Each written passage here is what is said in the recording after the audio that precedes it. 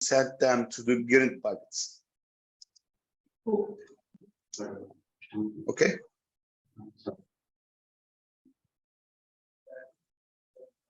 You may continue.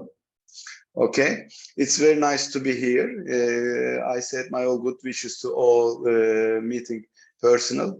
That's it for me. Okay, thank you very much. You are leading the largest lighthouse community of eCREW in this case, and it's a pleasure to have you here. So thank you for being here. The next one we can identify is Edward from Sommer-Neglia. Would you like to introduce yourself as well? Yes, thank you. Thank you for inviting us to be here. Well, as you said, I'm Edward Quintana from Sommer-Neglia. We are in Girona, in Spain, and we are an energy cooperative. We started like 12 years ago. And our first idea when we started was to set up new production plants and to sell that energy to our members of our cooperative. But the point is that the members interested in buying energy really outgrows our capacity of setting new plants. So now we have like 100,000 more customers and a few plants. And well, our consumption it's really great compared to our production. And in the last years, we also have set up new models of energy producing, mostly for self-consumption. And we have started working, and my colleague Jairo also in the online meeting could explain better ways to work in the demand response and flexibility and try to move consumption from peak to when we have energy renewable production in well going on. And well, we have been we are not active members of the eCREW, but we are really interested in what you are doing and trying to understand your work in progress and see if we can, and how can we collaborate with all of you. Well, I think it's great, and I'm really appreciative for you to join. I mean, you are the largest energy community or energy communities, cooperative in this case, in Europe, and you say, I mean, just recently you had 70,000, and now you already are close to 100,000, if I understood that correctly, members. So this is very impressive. I think we can definitely learn, or hopefully learn from each other. It's definitely a pleasure having you here, and thank you for your interest also in the eCREW model. Jairo, maybe you from Sommer-Neglia would like to continue. Yes, thank you for inviting us. Going on with our presentation, we are a non-profit cooperative, as my panel was talking. We are retailer sales 100% green energy, and we are now interested in discovering different types of boosting energy communities. So we are interested in this conference today, especially also in adding some extra services to these energy communities, like flexibility and peak savings and other things that add value to the energy chain. And that's it. That's our interest in it, and also to engage people to appropriate the energy transition themselves. Super, thank you very much. And again, I really welcome you. Very appreciative that you are here.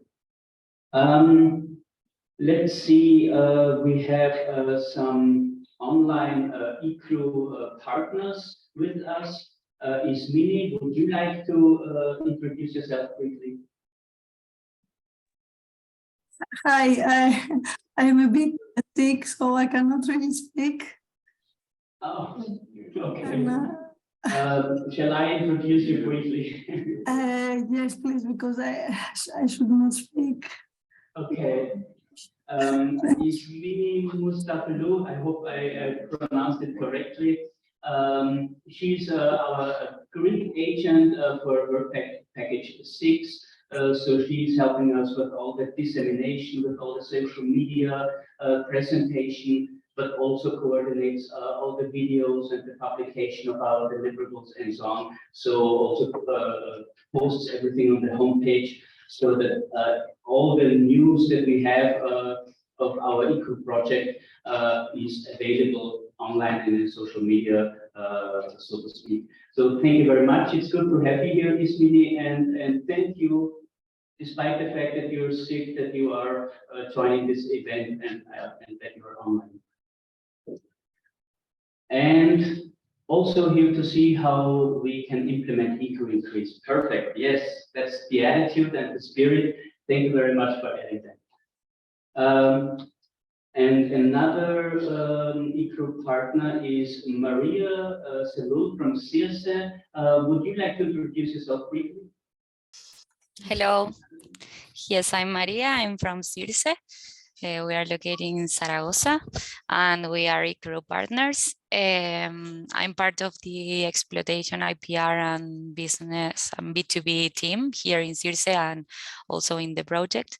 We are working in the deliverable 6.5 and well, we are here to listen about your main concerns and challenges and available to help and add any information or input that it could be useful for the follower communities and also other partners.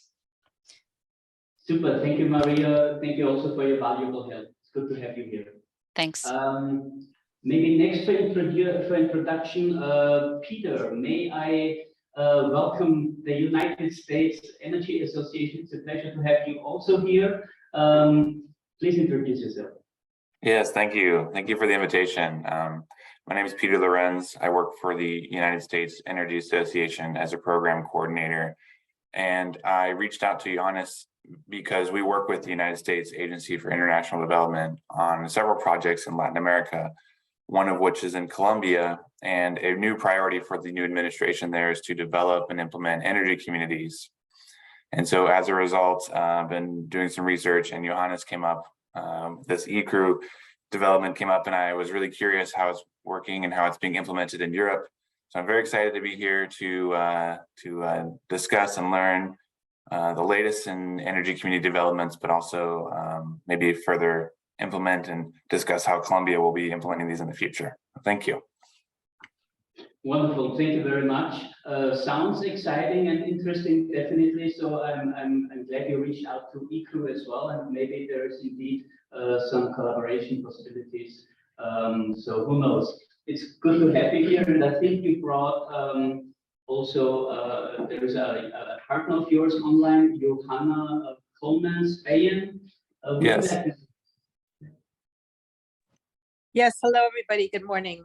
So I'm Johanna Coleman-Spayan from US Energy Association, where I'm a program manager. And I think Peter explained very well our purpose in attending this event. And it's so exciting to hear all these, very much looking forward to hearing about all these programs that are implementing the types of activities that we would like to start working with our partners in Colombia in implementing. So they're trying to develop their community energy policies, and they want to hear about different examples from all around the world to see what they can learn from all of you.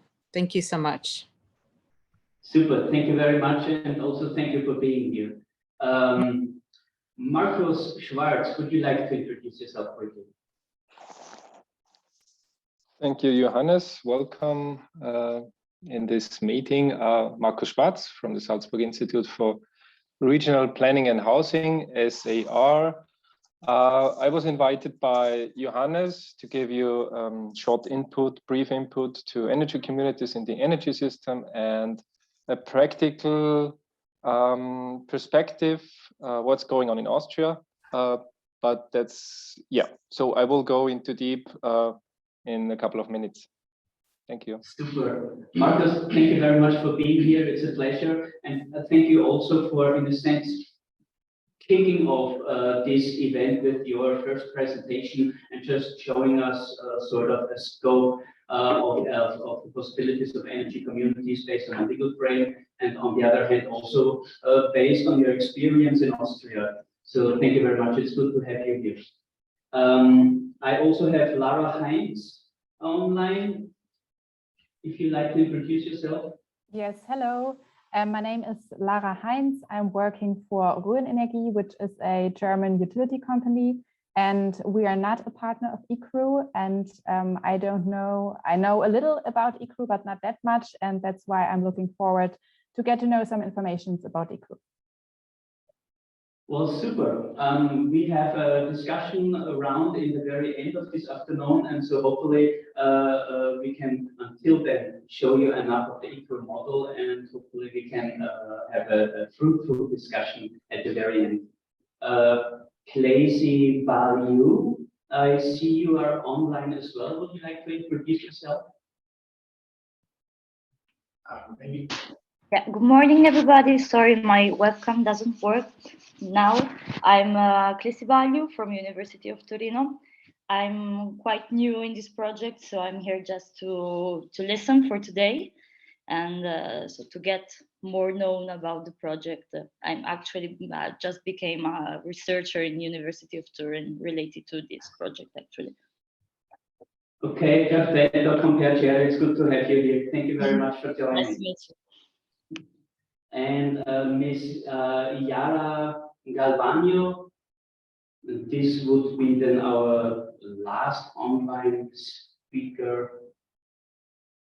Would you like to introduce yourself as well, Yara Galvano?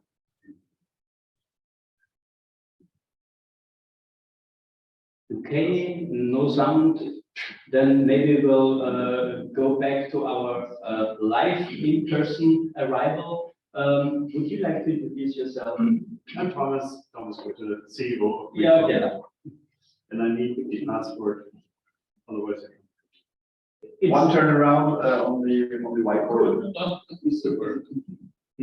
It's a pleasure to have you here, Thomas. Thomas is very important for our group model and for our group presentation today, because obviously Green Pocket and Thomas is the CEO of Green Pocket. He will introduce the digital platform, the software opportunities, and in a sense the business model behind the eCREW model. So welcome, Thomas. Good to have you here.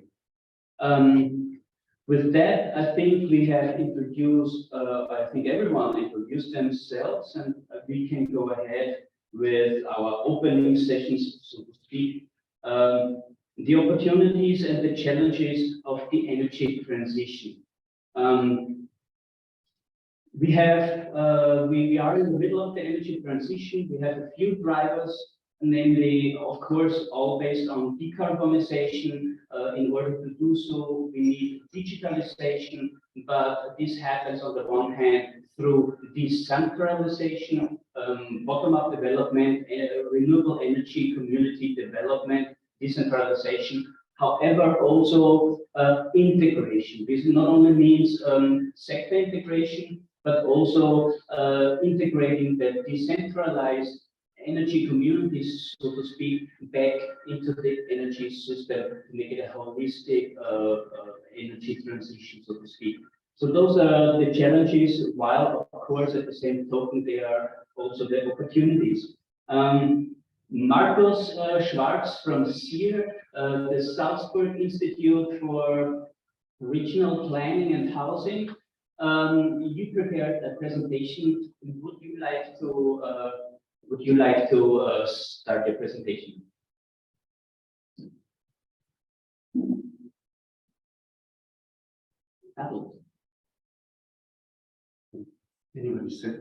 Does it work? Yep. Yes. Yes, we can see your full screen, so that's perfect. You're good to go. Sounds very good. So all perfect, all participants in the room and online. So once again, good afternoon.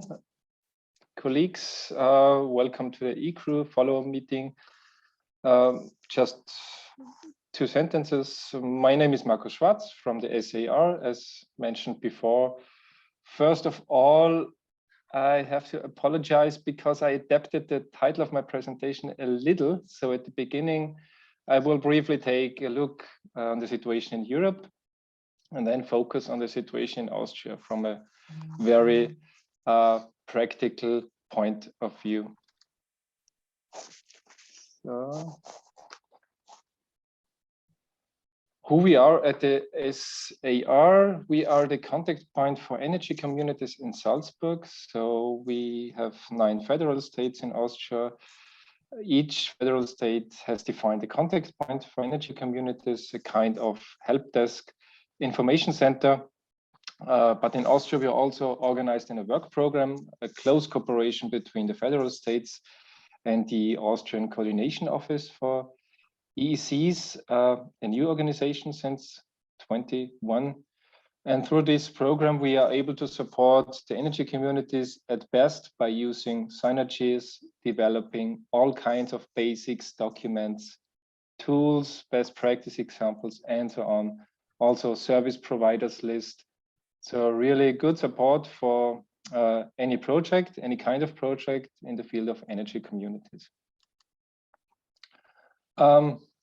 You all know this legal framework. What's the reason why we are sitting here? Or what's the reason for some discussions regarding renewable and citizen energy communities?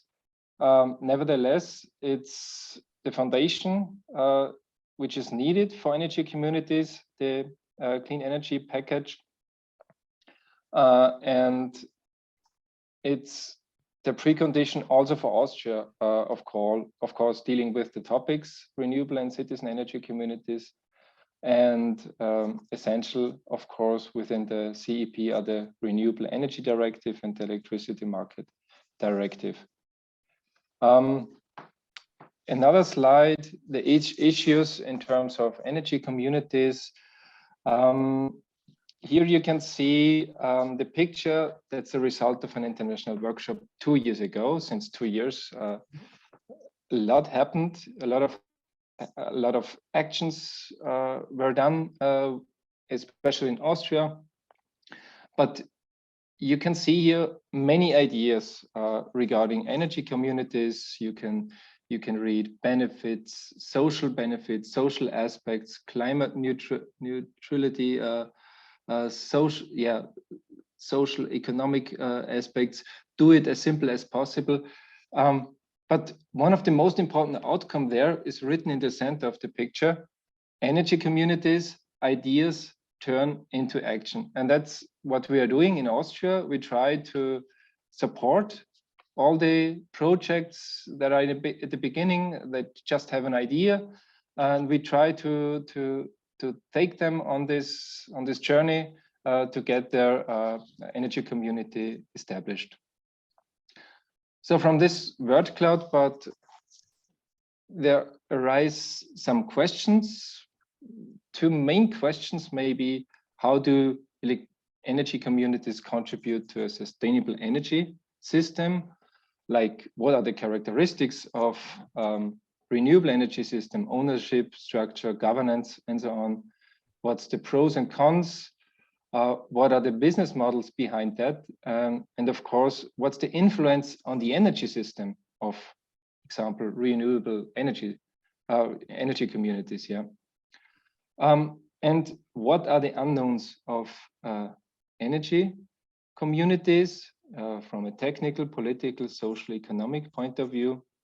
And this aspect address R&D projects, and all these questions have to be discussed Europe-wide. I mean, in a framework like this one, in framework like European projects, but also there are some aspects that has to be discussed and solved in each country separately. So what are the differences across Europe? This graph, this picture shows the progress in implementation in Central European countries. In some countries, the implementation is constantly in progress, means even if this picture does not reflect the latest status of the implementation, it gives an idea how the framework varies across the countries.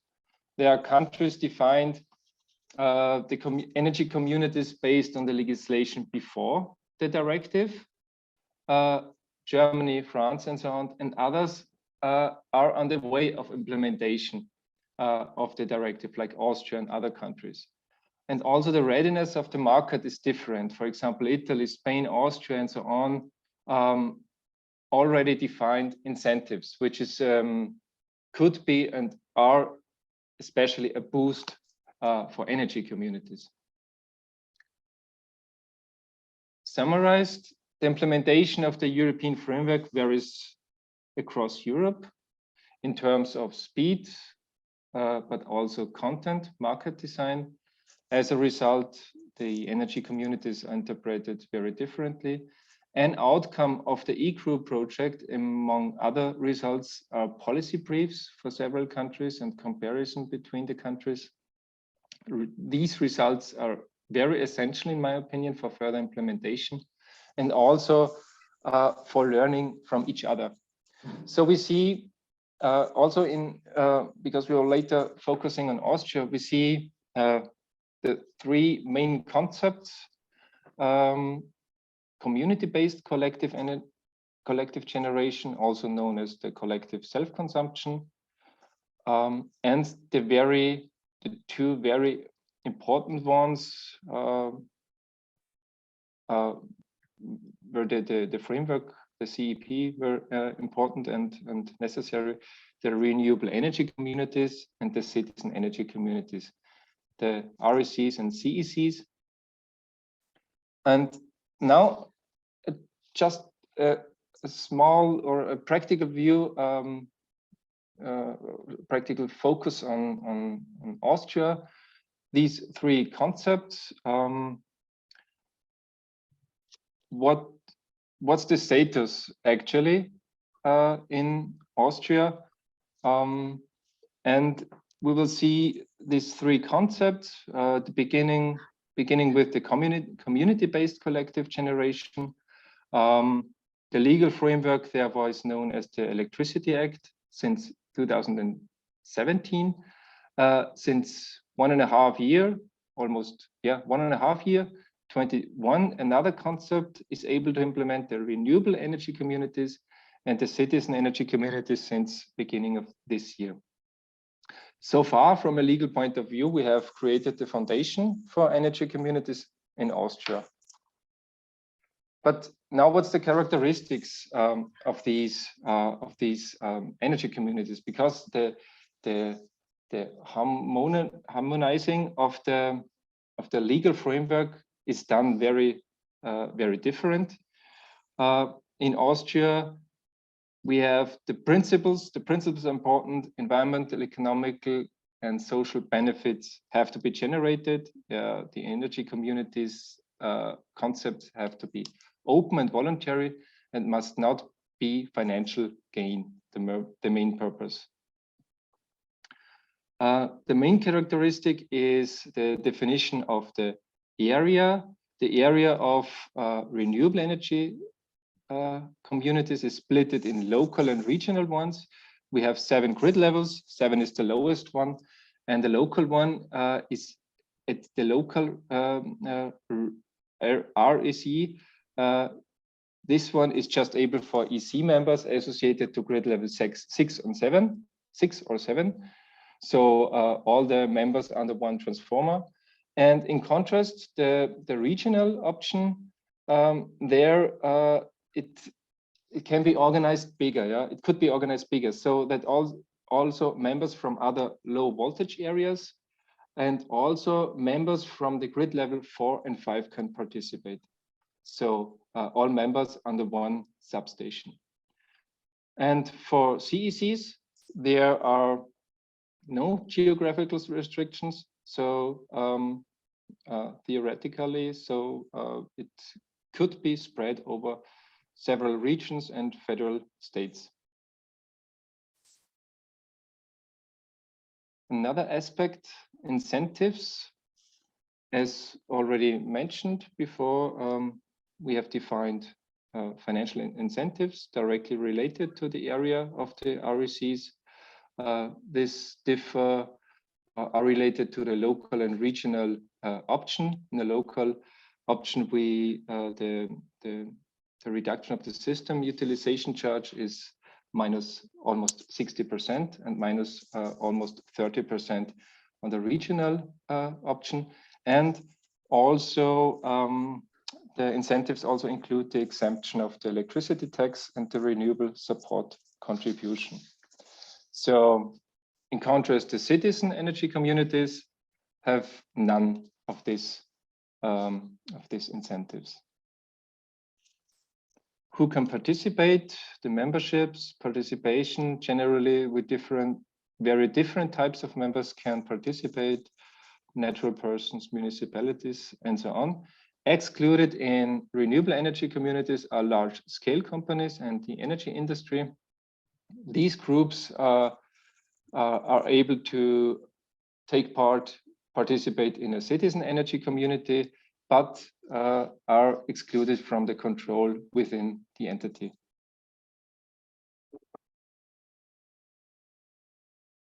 To the organization, the entity, the last and very relevant characteristic is how the energy community has to be organized. Generally, each REC and CEC needs a separate legal entity. That could be an association, a cooperative, or another partnership or cooperation. So far, we see that most of the energy communities are using an association for this purpose because it's very easy to implement in many ways. What's the status in Austria concerning RECs and CECs? We have so far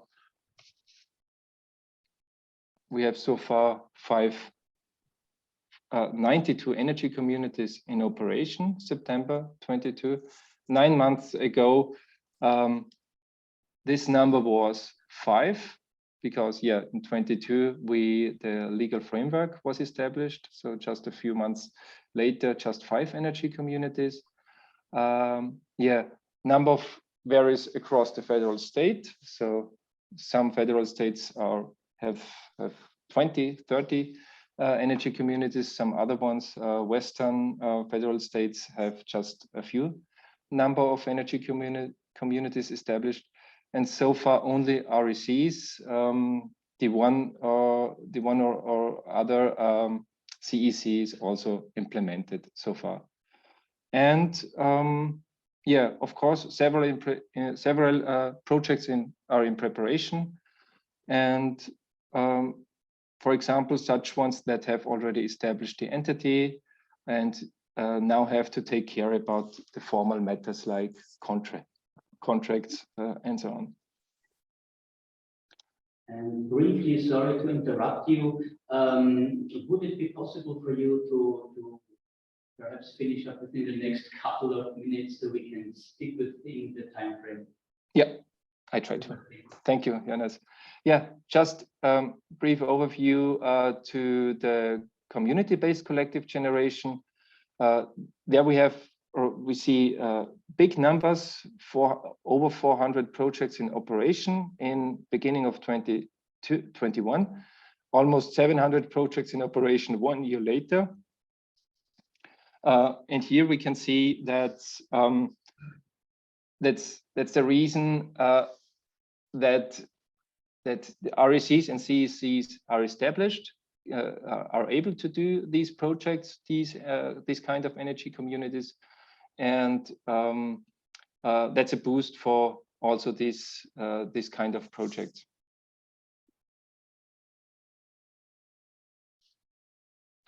Yeah, in our perspective, that's just the beginning. As in other countries, there's a huge potential for all of these 3 concepts, and the best is people, decision makers and so on are paying attention and they are aware of the topic.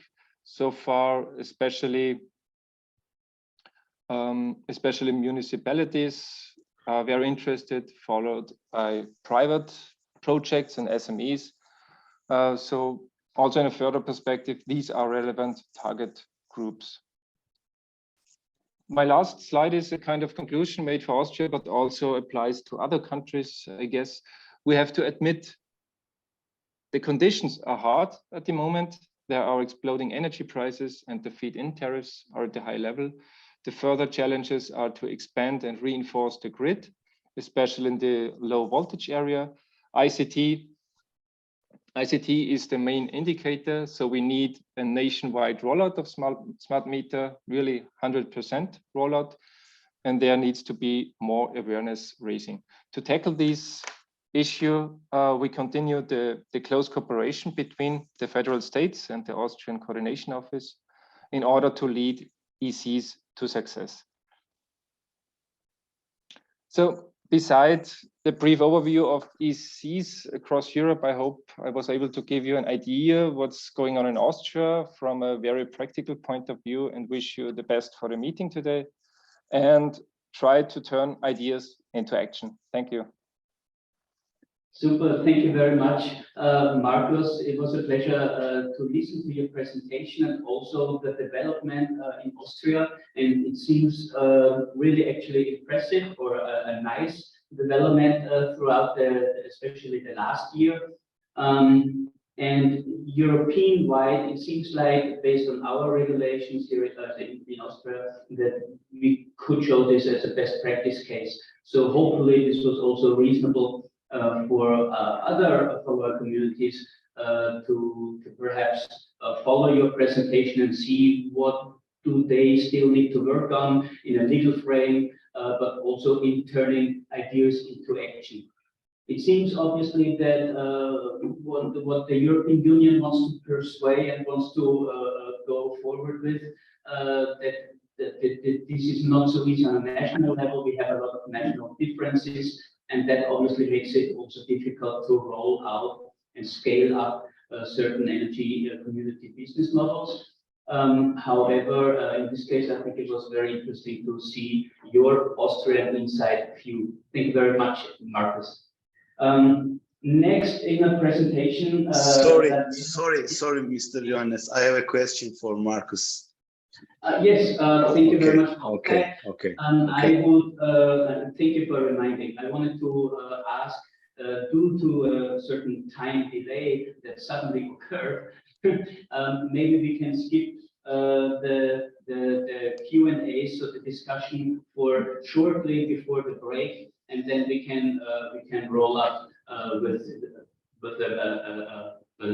a discussion, so to speak. If this is okay with you, okay. To just wait for a few more moments. Okay, next time, no problem. Write down your question, please. Daniele Beseno, you are pardon? PR manager. PR manager, yes, wonderful. Public Relations Manager at Acea Benavarese. Yes. And you are also our follow-up community, the first one that actually signed on as a partner of the eCREW project. Could you give us your insights regarding your energy utility, your who are you, and also why? What do you think? How do you think the eCREW model can help? Yeah. Thank you very much. Thank you very much for your invitation, for this day, for these hours here to talk about energy communities, because it's very useful. Many of you told already the same concept, that there are different regulations in the countries, and we need to, of course, find a way to promote this business model of energy communities. And so that's why I start from the last question. We are interested in knowing how to implement this eCREW model, especially talking about the larger energy communities. I go back presenting myself. I'm Daniele Bessone, and Acea Benavarese Energia belongs to 47 municipalities of the Pinerolo area, which is northwest of Italy, very close to Torino, just to let you know. So, why eCREW model is interesting? It's interesting because we are trying to understand how to, that is why we are here today. We are trying to understand how to implement and how it will be possible to implement this model in building up larger energy communities. Because what we have done right now, and what I will show you in my presentation, is let's say, a smaller way of thinking about energy communities. That is to say, collective self-consumption and self-production inside flat buildings. Let's say, energy communities at building level, at flat building level. Because the law, the legal framework is not yet clear now on how I can produce energy from here and transfer to you over there in another building, and how I can share this energy that you produce and that I consume. Since we are waiting for the last implementative decree in Italy to tell us how to deal with these larger energy communities, we started doing smaller at building level energy communities. So these are called the Progetto Energia, and these are let's say the first way that we invented, that we started in Italy. We are the first company actually in Italy having started this project, and we are now at 21 buildings renovated, totally renovated, helping the inhabitants of those buildings, the residents, the tenants, to reduce energy costs. If you can go, by the way, I did the presentation, if I can just ask you.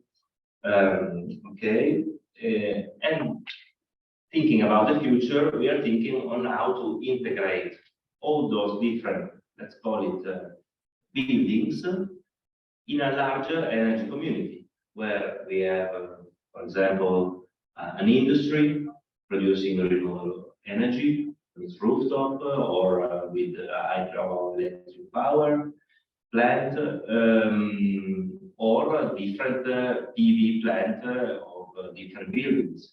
Okay, so waiting for that, we started 2 years ago with this project, a project that wants to be integrated in a larger community. That is why eCREW model interested us a lot. So I told you the limit. For now, we cannot. We haven't had the opportunity to build larger energy community, and the solution, which might come very soon in the future. I mean, it's a matter of few months, I believe. When we have this implementative decree, all of this that I will show you right now will become a larger world of energy communities. So, if you can just go ahead, okay.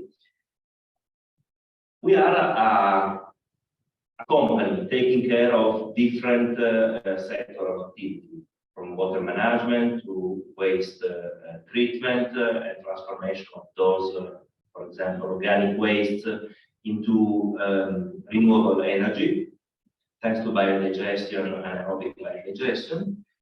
We produce also renewable energy from hydroelectric power plant, but we have a dedicated branch, let's say, dedicated to energy renovation and to energy efficiency. And till few years ago, we were a company selling only, let's say, selling gas and electric energy. What we are doing now is a total change of paradigm. We want that our, for example, customer consume less energy, less gas. Why do we need that? Because we think that in the future, this is the right way of thinking to the future. Energy transition means trying to reduce amount of energy that you get from the outside and trying to produce, self-produce and self-consume as much as possible. So this is what we have done. And because we think that this is probably our business in the future, this will be a total change of paradigm that we have already started. It's actually an energy transition inside a company, seen from inside a company, a public. So what we bring in this model of apartment buildings in Progetto Energia, self-consumption and self-production of energy inside apartment buildings. Well, we try to build social inclusion, we try to build social awareness on energy transition, and we help, of course, tenants to save energy. The future, as I told you, every condominium can be a little cell of a larger organism, which is the larger energy community. We can go ahead. So here I have a just brief video showing you the very first building in Italy that we have done. We were the first company having done that. You see some numbers, some figures that I will translate you if you can hear. You can hear it. I think I need to turn on the key for that for a moment. If it works, otherwise I will go ahead with the presentation. No problem. Okay, it should work. Hopefully. Okay. So this is Pinerolo. It's mounted to Viso. IS mounted northwest.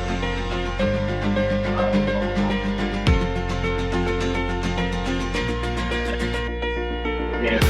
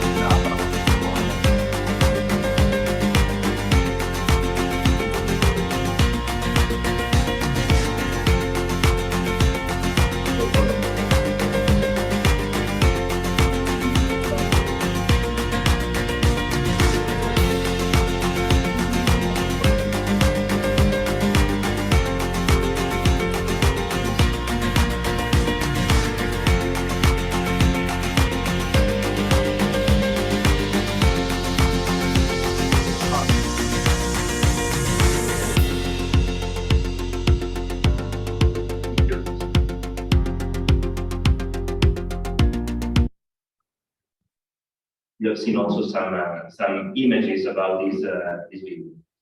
So let's go ahead. I cannot see right there. Okay, recodification. The project is of course focused on energy requalification of a building. That means that building after renovation needed 50% less energy than before renovation.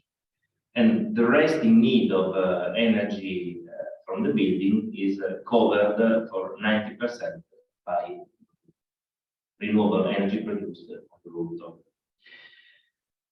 Let's go ahead. So, of course, this is already told. Let's go ahead with the next slide. There is a building automation system in order to regulate of course, the different plants and the different use of energy inside the different plants. Let's go ahead. Thanks to this model, we have constituted actually a flat building energy community, collective self-consumption and self-production energy community. Saving a lot also on energy bills, because think about the fact that this building is autonomous for 90% of the energy needed for heating, for example. That means 75% less of costs for the single inhabitants. Why 75 and not 90? Because the resting part of the percentage is what we take in order to be paid for the renovation. Because with this model, the citizens won't pay any single euro for the renovation of their own building. So from the savings, we get our payment for the work done. Let's go ahead. Going in depth with the first model of Via Cittadella, the name of the place where the first energy community building in apartment building was built in Pinerolo. I tell you just a few figures, a few objectives reached by this building. Reduce the primary energy need for heating and cooling in the summer, because it also has a cooling system for this building. Respond to the remaining need for renewable energy, and this I already told, result 90% of external energy from the network not needed, and 70, 75, 80 also in some summers with a lot of sun, some season with a lot of sun, savings on energy cost for the inhabitants. Furthermore, in this building, let's go ahead, we have a 20 kilowatt power plant and a solar thermic plant for domestic water on the rooftop. A reversible heat pump, 83 kilowatt for warming and 71 kilowatt for cooling. A new substation created for integration of different energy production systems, that is to say heat pumps and normal gas thermal plant, which is needed in order to help in the, let's say, coldest moment of the year, when it's -7 outside. The heat pumps are not enough in order to build it. So other figures about this. This is the model, the scheme of the project. I don't go in depth in explaining you this project, because though I have glasses, I cannot see till there, and it's very difficult for me, because I'm a PR manager, to explain technical things for engineers. I then go ahead with some images. On the left side, you see how it was before this building, and on the right side, the three images show you how it is right now. This building, we have built 21 of these kind of models already. All of them in the area of Torino, Fiori, which is a quarter district of Torino, and also some other cities in the nearby. Let's go ahead with the presentation. Okay, other images about the rooftop. This is another building, for example. This one was probably the second of the 21 that we have created and inaugurated until now. Let's go ahead. And this is about approximately the location in the Piedmont region of these buildings. We have now some 100 requests for other buildings to be renovated in this way, because in this period of energy crisis, it's actually a great solution. And that is why this model has been let's say, covered by media all over Italy and also, I would say, some places in Europe because of the response that it can give, the answer that it can give to energy reduction of energy consumption and energy buying from other countries. What we need now, and I come to your last question, is the need for a further jump ahead toward a donut economic model where all the different sources are united.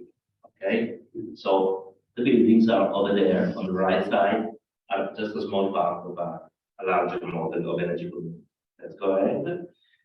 The same objectives remain, the same objectives that we have for the model in these buildings remain if we think about a larger energy community. But that means involving more and more and more citizens in being aware and understanding that this is the future, that energy communities are the future, and improve and increase the amount of renewable energy produced on a single territory. And if we all understand that this is the future, well, we have solved, first of all, the problem of energy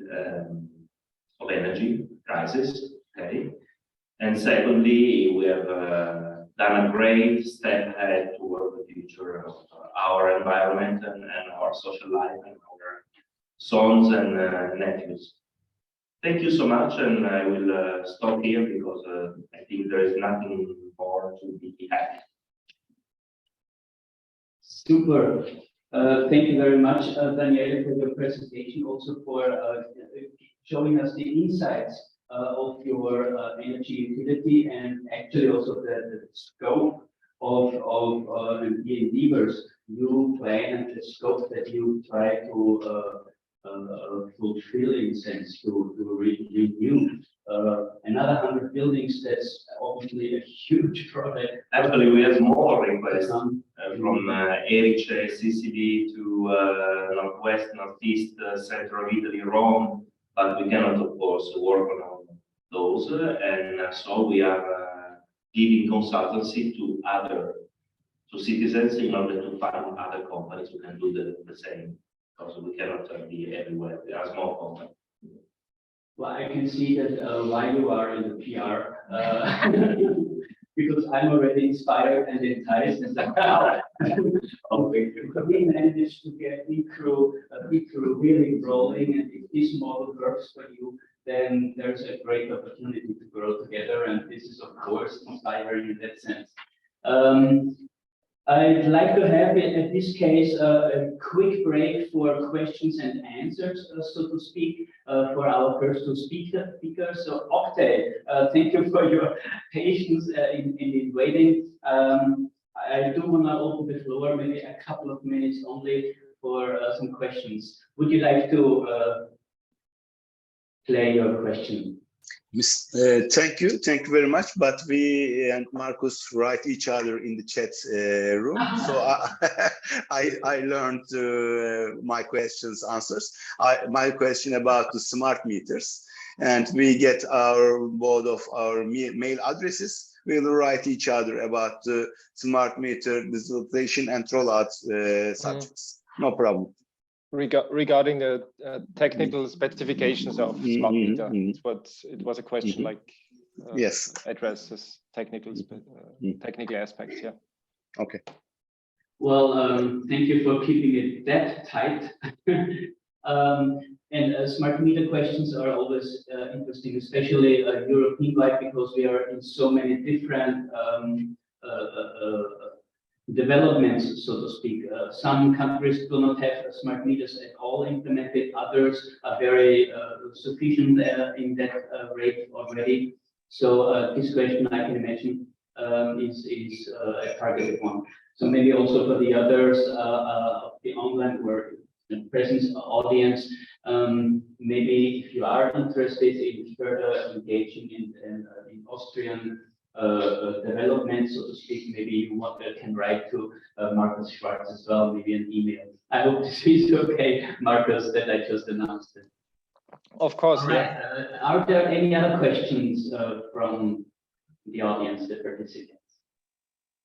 How many users are in the community in the 21 buildings? 700 families. 700 families. For example, the first one was 10 families, 10 flats. The second one that you saw in the presentation was 39. And there are others which are 50, 100. It depends on the area. But these are different. One thing that I didn't tell you before about this model is that they, apart from reducing the energy needed for producing heat, sharing their own energy produced among themselves, according to the Italian law, they can already receive an incentive as a building in the end of the year for the energy consumed in the very right moment you produce it. Mm-hmm. So if you run the water machine during the day, when the power plant, the photovoltaic plant is producing, you will receive an incentive of about 118 euro per megawatt. Yeah. So they also reduce the energy bill.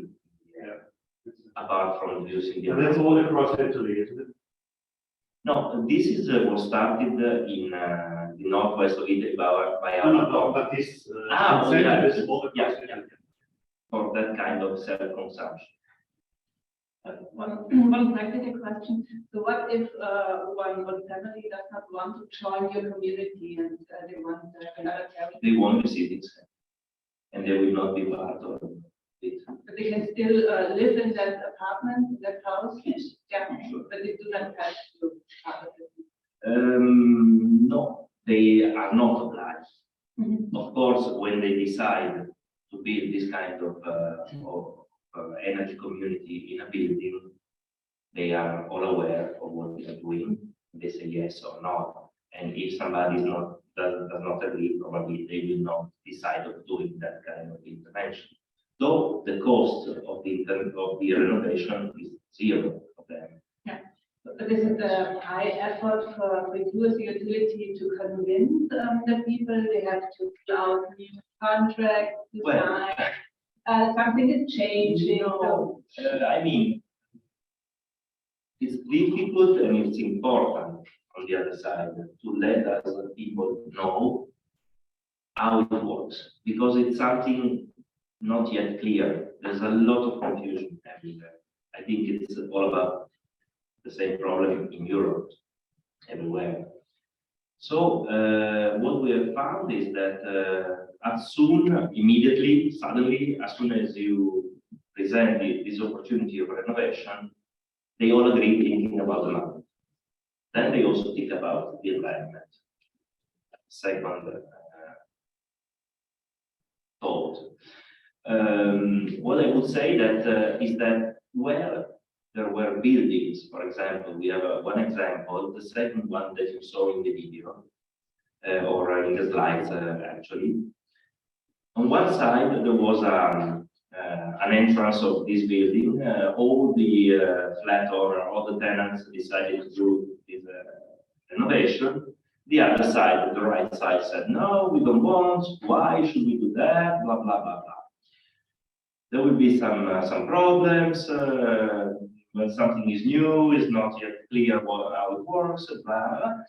In the end, they decided that they would do it when they saw the neighbors and their reduction in costs at the end of the year. Think about the fact that I didn't say to you before, the very first model that we have in Pinerolo, and also the other to follow, there were, for example, some flats who used to spend before the present cost of energy 1,700 euros per year for heating.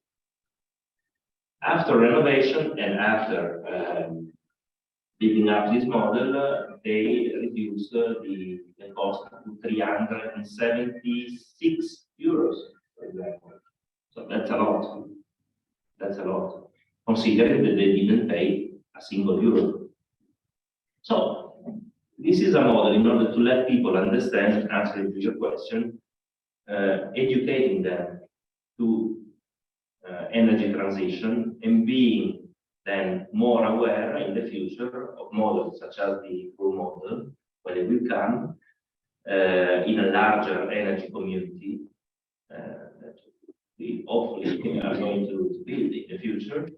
The importance of this model in order to be aware of your transition, of your role, your personal role in energy transition. So we have to convince people and people understand. Can I quickly compliment? Okay.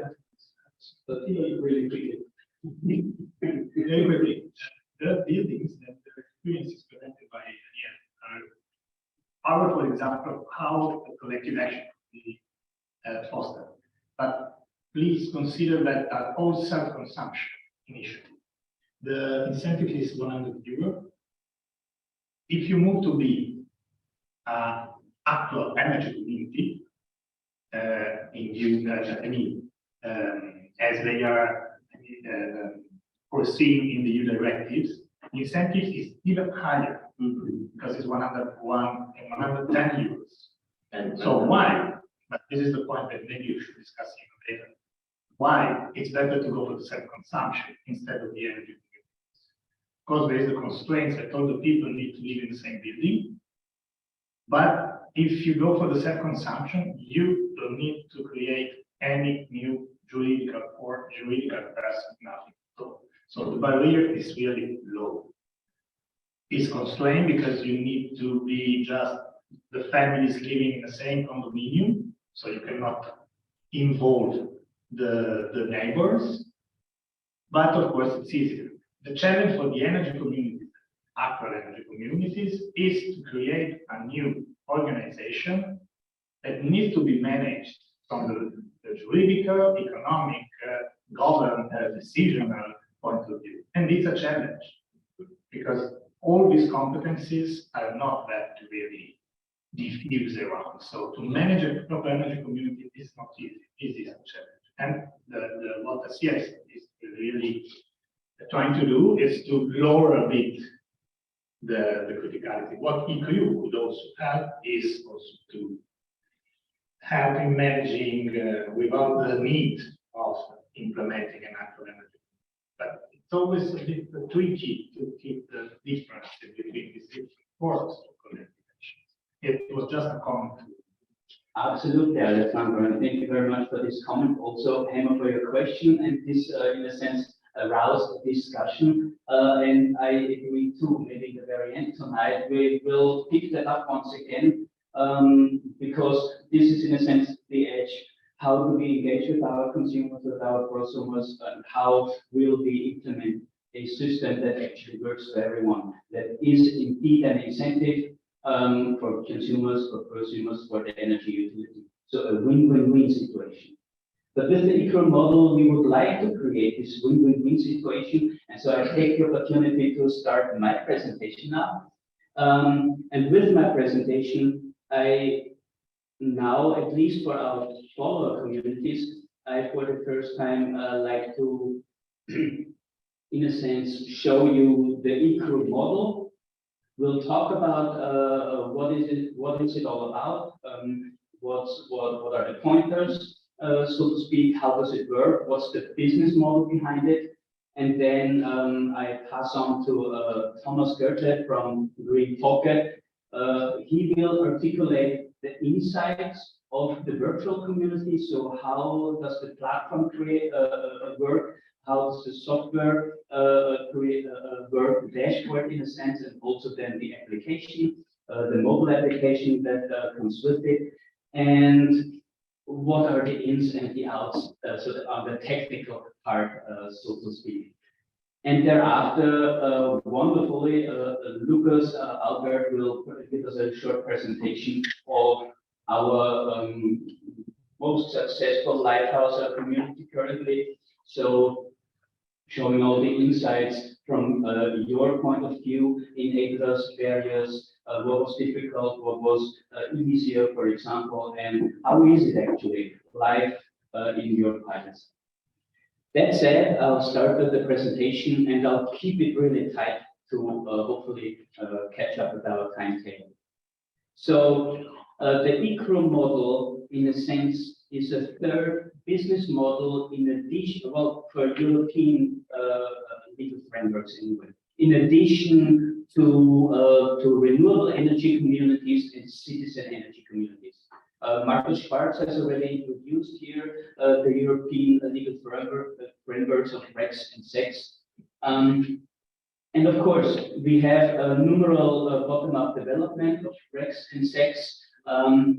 However, they need to really get started. They need to be managed, and because of this management dilemma, in a sense, they have an issue.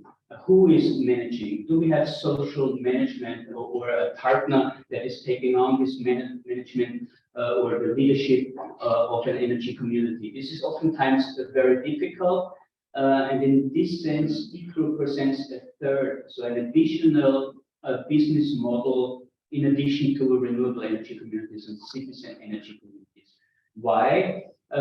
Because we create virtual energy communities with our software, with our platform, and that virtual energy community is, well, it's possible that a collective administrative entity, there could be an energy utility, there could be an energy retailer, it could also be a municipality or just some middle ground management facility, for example, a consultant company per se, that takes on this management role of managing the virtual energy community. In a sense, we have here a business model that that takes the decentralized energy communities, the virtual energy community, back into the grid, so to speak, back into the energy system. If the digital management is provided, for example, by an energy utility or by an energy retailer, we have a system or a business model here that serves actually as part of an integration. And integration in this case is very valuable because the energy community is not just by itself, but it feeds back into the grid. We are able to sell the excess energy that may exist in a crew back to the energy retailer or energy utility and sell that energy on the market. So we create here a win-win-win situation. The energy utility or retailer is able to stay connected to the consumers. They have, in a sense, their members, their consumers, and they won't lose them, in spite of the fact that, of course, consumers want to be self-sufficient. And also prosumers. A lot of prosumers then turn away, of course, from their energy utility, but by integrating them back with by building energy communities with such a crew, as we call them, energy utilities again here stay actually connected with their prosumers as well. And we'll hear a little bit more of that from Lucas in Frankfurt in Germany, our lighthouse community. So we have a digital innovation that fosters our sustainable business model for the opportunity of community engagement in a nutshell.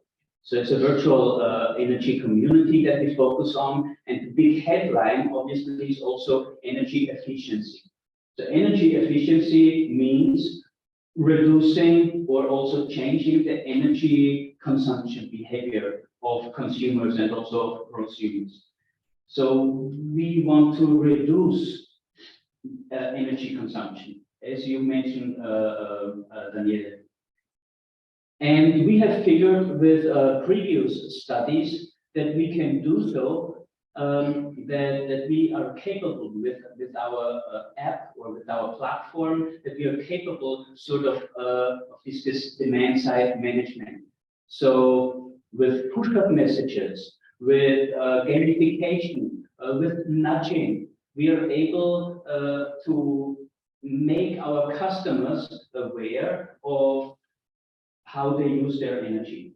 On the one hand, we are connected to our customers and prosumers, so we have an overview and can visualize a constant energy flow, so to speak. So we are aware of how much energy is actually used in each of the crews that we establish. But with gamification, incentive setting, nudging, we can also foster change, in a sense, the energy consumption behavior, because if it is a sunny day, we may just send out a message and say, listen, it is a sunny day, do your laundry now, or do your dishes now, or tank your car, or heat your pool, whatever it is that you use your energy with. Or if it is a cloudy day, the push-up message may just as well be, well, you know, we don't have excess energy currently available in our crew. You may just want to wait 3 hours because it's supposed to get warm or sunny in the afternoon, and maybe you want to do the laundry at 5 o'clock in the afternoon when we have a sunny, when the sun is shining again, something like that. So here we can also shift these peak loads of energy utilities.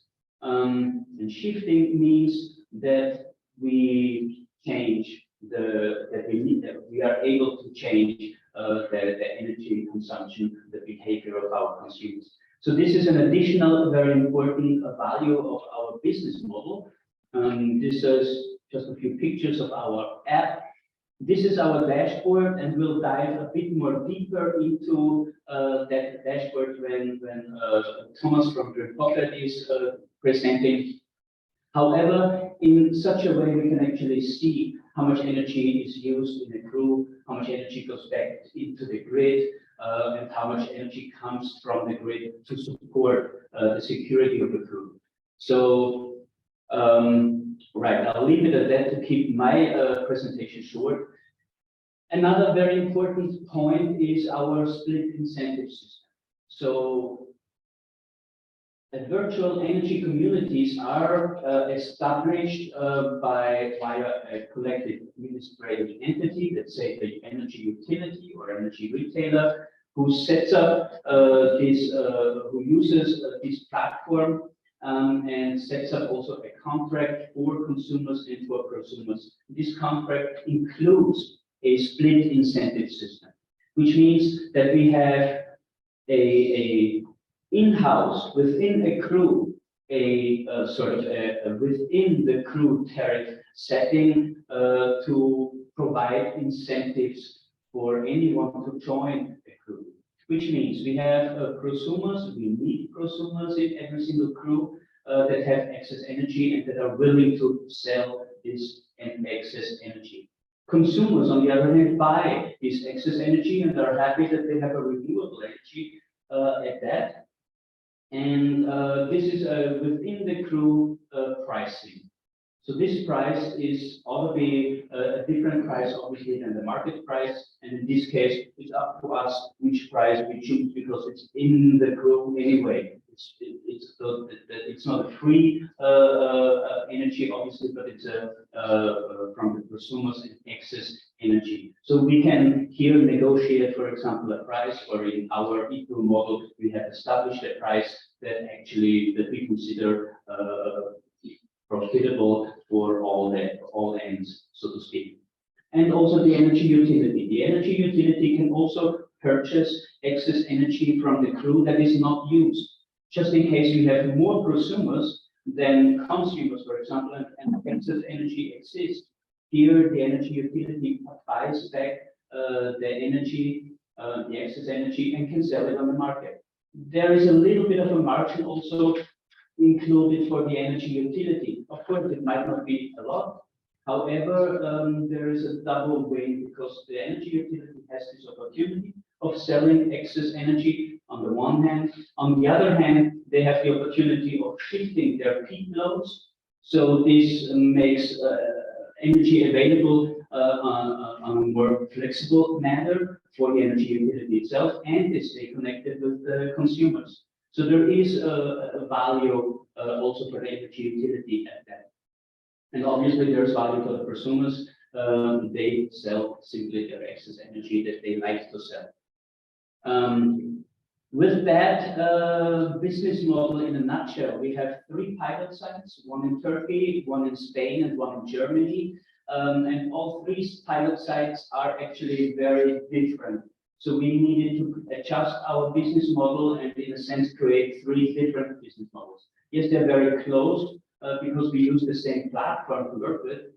We have the same mind frame in the sense of how to build a crew, but because of the national regulations, because of tariff setting and other obstacles in the countries, such as in Spain, for example, namely getting prosumers, this is harder than we thought. Due to these differences, we need to, in a sense, adjust our business model, and several different individual business models actually appear. However, in Germany, we have 105 members in our crew. In Turkey, we have 1,823 households that represent 3 different crews. Those are also large apartment buildings similar to Algeria. And in Spain, we have so far 114 households. Okay. I leave it at that, and regarding all of our enablers and barriers. So what are the obstacles, so to speak, of implementing eCREW? I think this is something that we may still consider to talk about here now before I pass on to Thomas. So what does it take? On the one hand, of course, we need to consider the regulations, the legal restrictions or opportunities of that, the tariff setting, also the smart meter implementation. This is a must since we work with a digital platform, and in order to stay connected with the consumer in a virtual atmosphere, smart meters, smart grids are necessary. And of course, we also need prosumers. So there ought to be a crew or a possibility within a local region where we have enough prosumers to actually be able to have access to renewable energy to share, or in this case to sell to consumers. So those are some of the barriers. However, on the other hand, the enablers obviously would be the collective sustainability thought.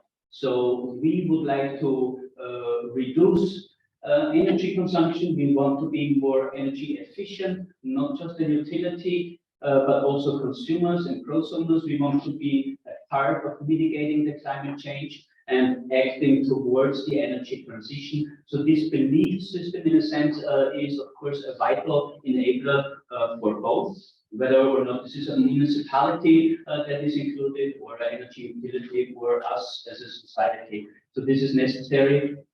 Peak load shifting is in this case almost an incentive, because especially with energy utilities, we have these enormous peaks, energy peaks, and then we have to perhaps buy energy at very high prices. This is more of a pressure and an obstacle now than ever. So shifting these peak loads is a great enabler also for energy utilities. And of course, what does it need maybe are awareness programs. Awareness programs to make the consumer aware of the possibilities of energy communities and of energy efficiencies in eCREW on the one hand, and also awareness programs how to actually train yourself, or how to reduce the energy, so how to change energy consumption behavior. That said, our business model so far works in Turkey, in Spain, and in Germany, and I think our most advanced lighthouse community is so far in Germany. And that's why I'm very happy to have you here, Lucas, and I look forward to your presentation afterwards.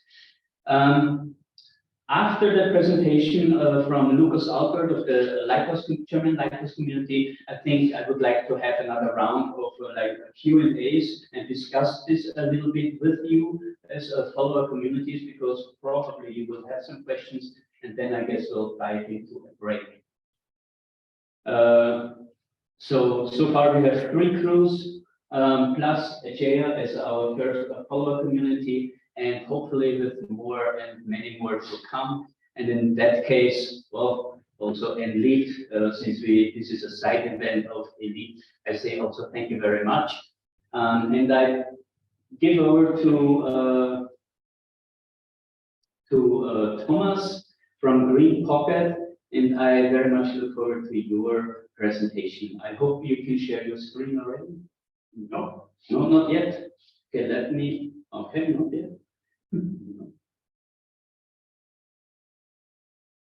I think you have to go on. Okay. Yes, I am. Okay. Cool.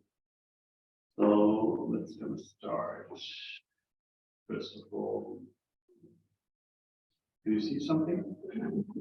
It's looking good.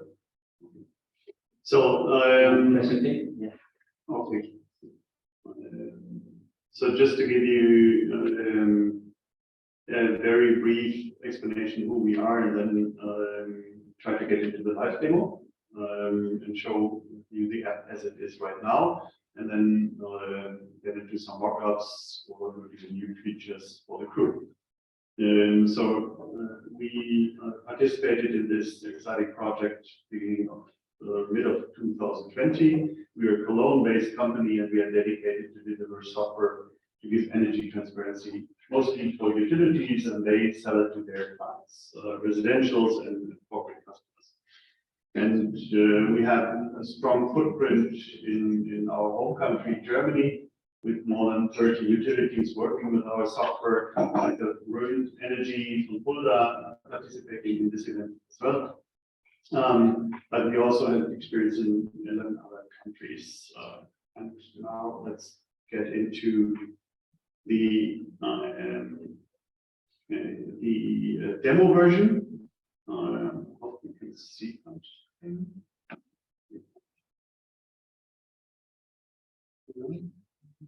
I have to go back and close it again.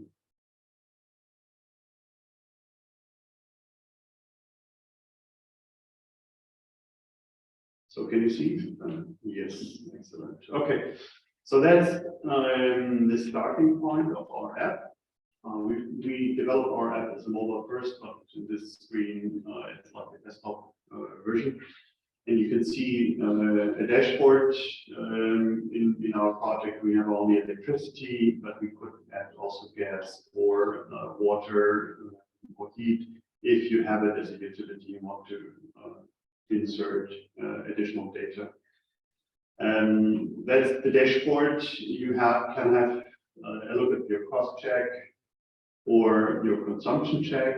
So individualized yourself as a user. You can insert data and then see the results regarding to what have been in your contracts with the utility. You can see just an overview of your monthly balance, identify the cost of electricity or gas or whatever. And you can add also in the app some footprint analogies and also some saving tips, which is standard for most of the utilities. And then if you look at the dashboard on the generation, that's your personal dashboard. It's not the crew at this moment. So you can see your self-consumption, the generation, your total consumption, and as it is November, and if you look out of the window, it's quite cloudy. So today, on this month, the generation is relatively low, as you can see here in your energy balance. So your own supply is only 4%. So you are far away from autarky, but in the summer, completely different. Due to the situation, and you can see this looks a little bit better. And you can do also some benchmarking in comparison with other households. If you as a customer insert information about what's in your house. So about the number of residents, the living space, the building type, heating, refrigerator, freezer, whatever you have in your home, you can decide this. And then you get into the comparison part, so that you can see whether you are an efficient household or not. In this case, it looks not that you are the best one, but you could compare it relative to what you need. And based on statistical data, also you can see the cost of appliances. So if you insert data that you have sauna in your home, then it would be based on statistical data, give you a break out of your overall consumption into euros. If you then jump into the analysis, we're going to go first for the power purchase. If you have more than one main meter, like in e-mobiles, or several meters, then you would see several meters and their value, either in kilowatt hours or in euros or their carbon footprint impact. And you can also compare this with your average or the previous period, so that you always can control it. And you can also use this on an annual basis. If you go back to the overall and maybe show only the main meter, then you see, okay, that's what you have over the year. Then you can also jump here in the month of July, see the days and then dig into your profile during the day. And that's for your own consumption situation. Then you get into the generation. So you can see the power generation in your home, and then jump during the day and see all the days all through, and you can compare it. So you have all ways of getting insights into your own consumption patterns. And then you can also have some gamification elements if you want to, so you can compare your, like a casino, your own consumption, place your bet. And then you also have a chance to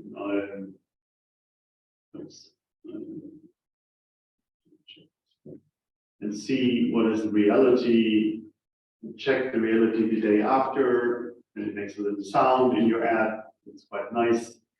And then the reality is, and then you can tweak the reality just by getting better understanding of your consumption in your household, like these nice parts here, the toaster, or your oven. So you get some random cards. There are more than 40 cards in this game, and you can check it and then see whether you can fit to the reality of your daily consumption.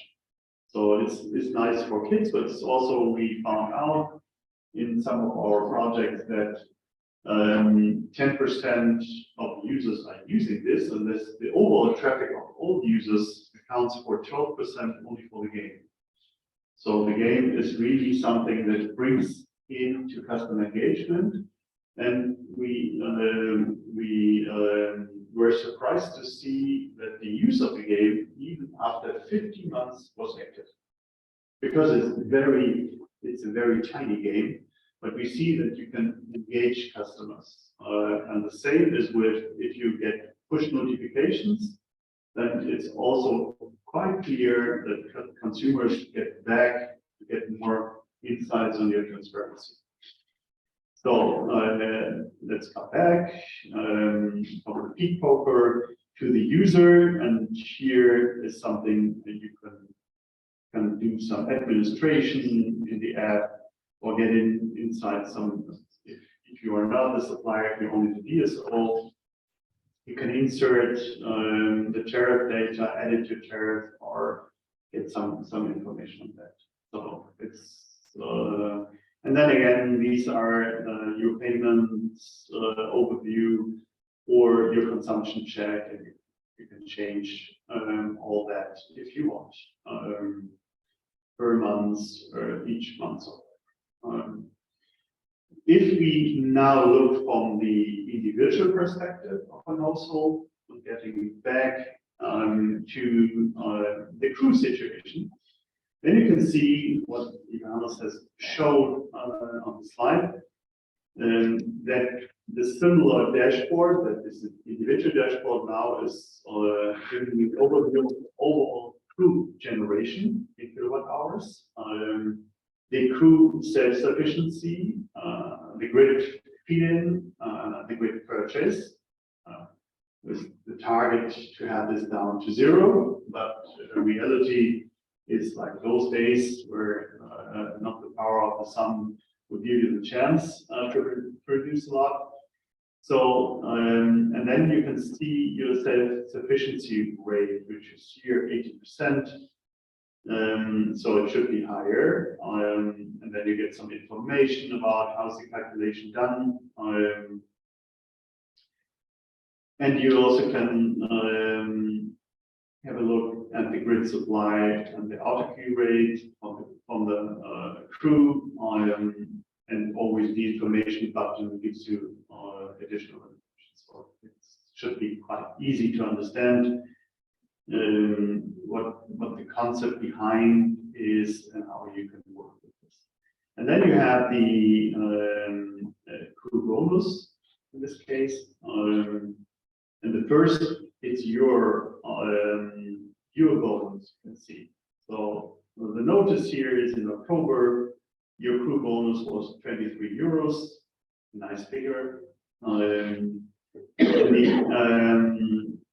The overall crew was generating 20,000 kilowatt hours in this case, and the overall crew bonus was 200 euros.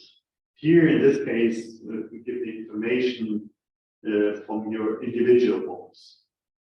So if the whole crew achieves 200 euro bonus in this month, so 23 euros, seems to be that there are 10, 8, 9 people in the crew, and you got a lot of, you got your significant part of this. And then you can see that there are 30 total members, 9 have a PV system in this case, and 21 are consumers only. So the basic idea is to have prosumers and consumers in one crew and help them to share. And now we can jump into the respective analysis slide, and then you can see here the self-sufficiency share and the grid purchase share. And then you can add on also if there is a grid feed-in in some days. You can see here in this case, out of the October days, we have surplus on 3 days, across 3 days. And then you can also see the autarky rate, which should be as a target to increase it to the max. In this case, it's between 70 and 80%, mostly. And these ideas to get an overview for each of the crew, and then the so-called split incentive or bonus system we include is that per each kilowatt hour on an hourly basis, you produce here for your own consumption, you get a bonus. And this could be 1 cent, or it could be higher. During the pilot, we could adapt it, whether we are willing to give 4 cents, 1 cent, 3 cents, according to our general pilot idea. Okay, that's it so far. Do you have any questions regarding the app? Okay, the floor is open for some questions. Hannah, did you develop this app in some kind of co-creation process, and do you already have some user customer feedback? Yeah, the basic application we developed over the last years. We did also some co-creation when it comes to the game. It was together with the Dutch game expert for developing games for museums and kids. So that was a co-creation part. And for the community part, we will get live in for this part, for the crew functionality in December. Because it is really difficult if you want to get all the core data together for building up a crew in an individual transparency app. So we had to invest a lot to make that happen, and this will be finalized hopefully mid of December and then roll it out. I think the general pilots have been starting since April, but Lucas will give some more insights on it, of course. Thank you. Well, thank you very much for the question, and I think it's probably a good idea to let you present now, because we make words. Holding the breath.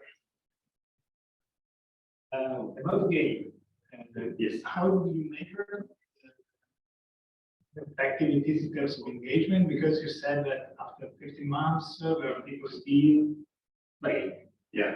And but is it possible also to measure the impact or effect in terms of behavior change?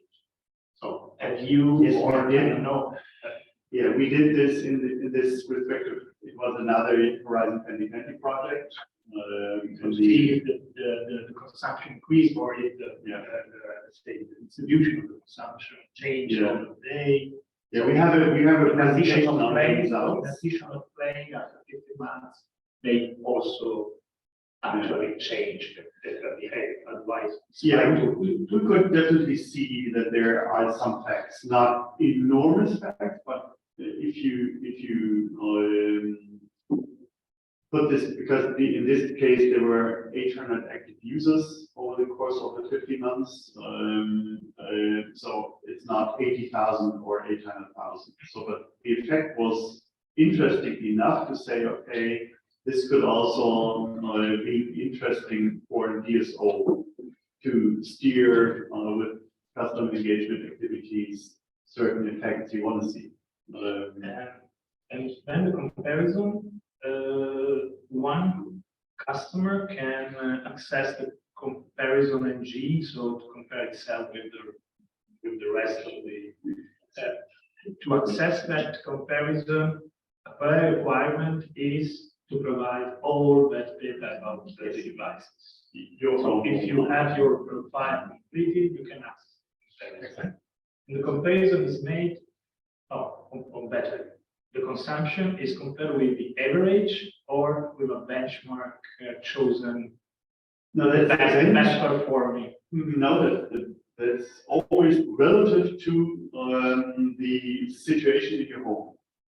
So this is the complex algorithm we elaborated together with the Energy Institute based on their experiences, and it really tries to make your consumption relative to similar households. Because if you compare Apple with peers, it's a little bit difficult because there will be households. An idea, let's say, household.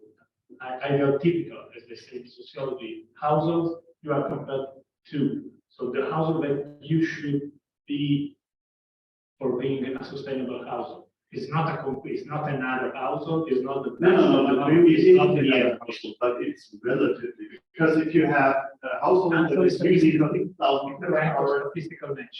Yes. Okay, fine. To all the applications in your home, to all the no, it's fine. If it's statistical matching, it's totally good. Okay, super. With that, I'll pass over to you, Lukas Albert from Stadtwerke Frankfurt in Bavaria, Germany. So, Thomas, if you unshare your screen. Oh yeah, sorry. Then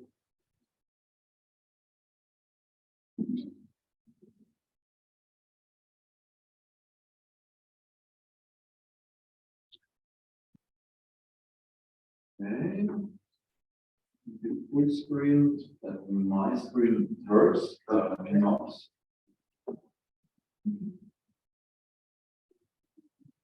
Maybe it takes a while.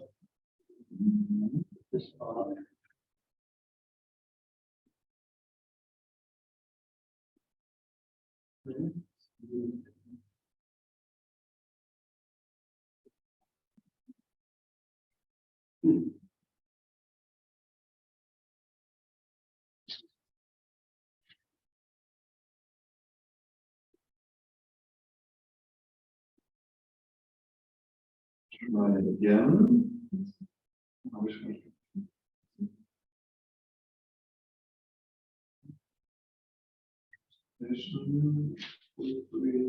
Yes. Okay. Perfect. So start with my presentation again for everybody. My name is Lukas Albert. I'm the project manager from SWH, Stadtwerke Frankfurt GmbH, in the eCREW project, and we are one of the lighthouse communities in the project. I start with a little presentation of the Stadtwerke Frankfurt GmbH. In short, for the project SWH. On the left, we see our organizational structure with the city of Frankfurt, and under that we have the Stadtwerke Frankfurt GmbH and the Städtische Betriebe GmbH. We are founded as our own company in 1955 and outsourced as a limited company in 2003. Overall, we have about 18 employees and about a sales revenue in 2020 in the age of 32 million euros. Our geographical location is nearly the middle or the center of Germany. So we are located between Nuremberg and Würzburg, if it's someone knew about that. Some topics and figures about our grid area. So we are a supply area about 70 square kilometers and a number of inhabitants from 60,500. From this 60,500 inhabitants, we have about 9,500 customers, but there we have also families, so we are nearly at 90% of our inhabitants are customers from SWH. We are medium voltage cable along from 147 kilometers, low voltage 266 kilometers, installed transformer capacity about 50,455, and nearly annual energy demand about 85 million thousand megawatt hours. Our current projects. In 2009, we started with a smart meter rollout in our area, which ended in 2013, where all households in Frankfurt have a smart meter installed. Good for us because we have a big databases where we provide in several research projects. As well, we included a gliding local heat and a big amount of renewable energy. So we have about 30 megawatt wind power and 12 megawatt photovoltaic. As well, we have 4.25 megawatt biogas, and within we have the sector coupling for the hydrogen with the electrolyzer from a capacity of 1.25 megawatt. In addition, we have since 2019 the additional topic of smart green city, where the city of Frankfurt has to increase the digitalization of Frankfurt. As we see, we have a limited number of inhabitants and customers and a big number of renewable energy. So we can see in our energy balance that we have a bigger portion of renewable energy than our inhabitants need. As well, sometimes good for us, but mostly the problem is that the energy production is in these hours where the customers didn't need the energy. And so we come to the approach of an energy community. Energy community or lighthouse community Germany from the eCREW project, located in Frankfurt, Germany, and actually we have registered 105 participants. In the diagram we see we have nearly balanced the participants who act like a prosumer with a PV plant or a battery storage, and with 52 and 53 consumers. We aggregated this 105 participants or separated this 105 participants into 10 with about 10 participants, one crew with 12 participants, and one crew with 13 participants. Why are the participants different between the crews? As an incentive for the customer, we said, okay, you can be part of the eCREW project. We are registered you, but to make it easier for you, you can add your family, your uncle, your sons, and say, okay, I want to be part in a crew with this of my friends. Normally, we won't do it without names. So, how can I say? Anonymized, you know? Yes. So for this participants who want to be part with a friend of them, we created as well crews, and so we have one crew with 12 and one crew with 13 participants. We have a total renewable energy capacity from this 52 prosumers from 583 kilowatt peak and a total storage capacity of about 190 kilowatt hour. On this slide, we can see as well the separation of the crews or the build prosumers into the crews, and where we can see, okay, we have in every crew about 4, 5, or 6 consumers, and the rest is filled with prosumers about 5 or 6. What are the tasks of the participants within the eCREW approach? First of all, they have to understand the portal, where we have also seen from Thomas, and the energy flows of their own household. Intention is to reduce the consumption at cloudy days or schedule the consumption to days with a lot of sun. If they want, they have the opportunity to interact with other community members. For example, I know I'm at work during the summertime and during the day, and I know as well my neighbor or my virtual neighbor within the crew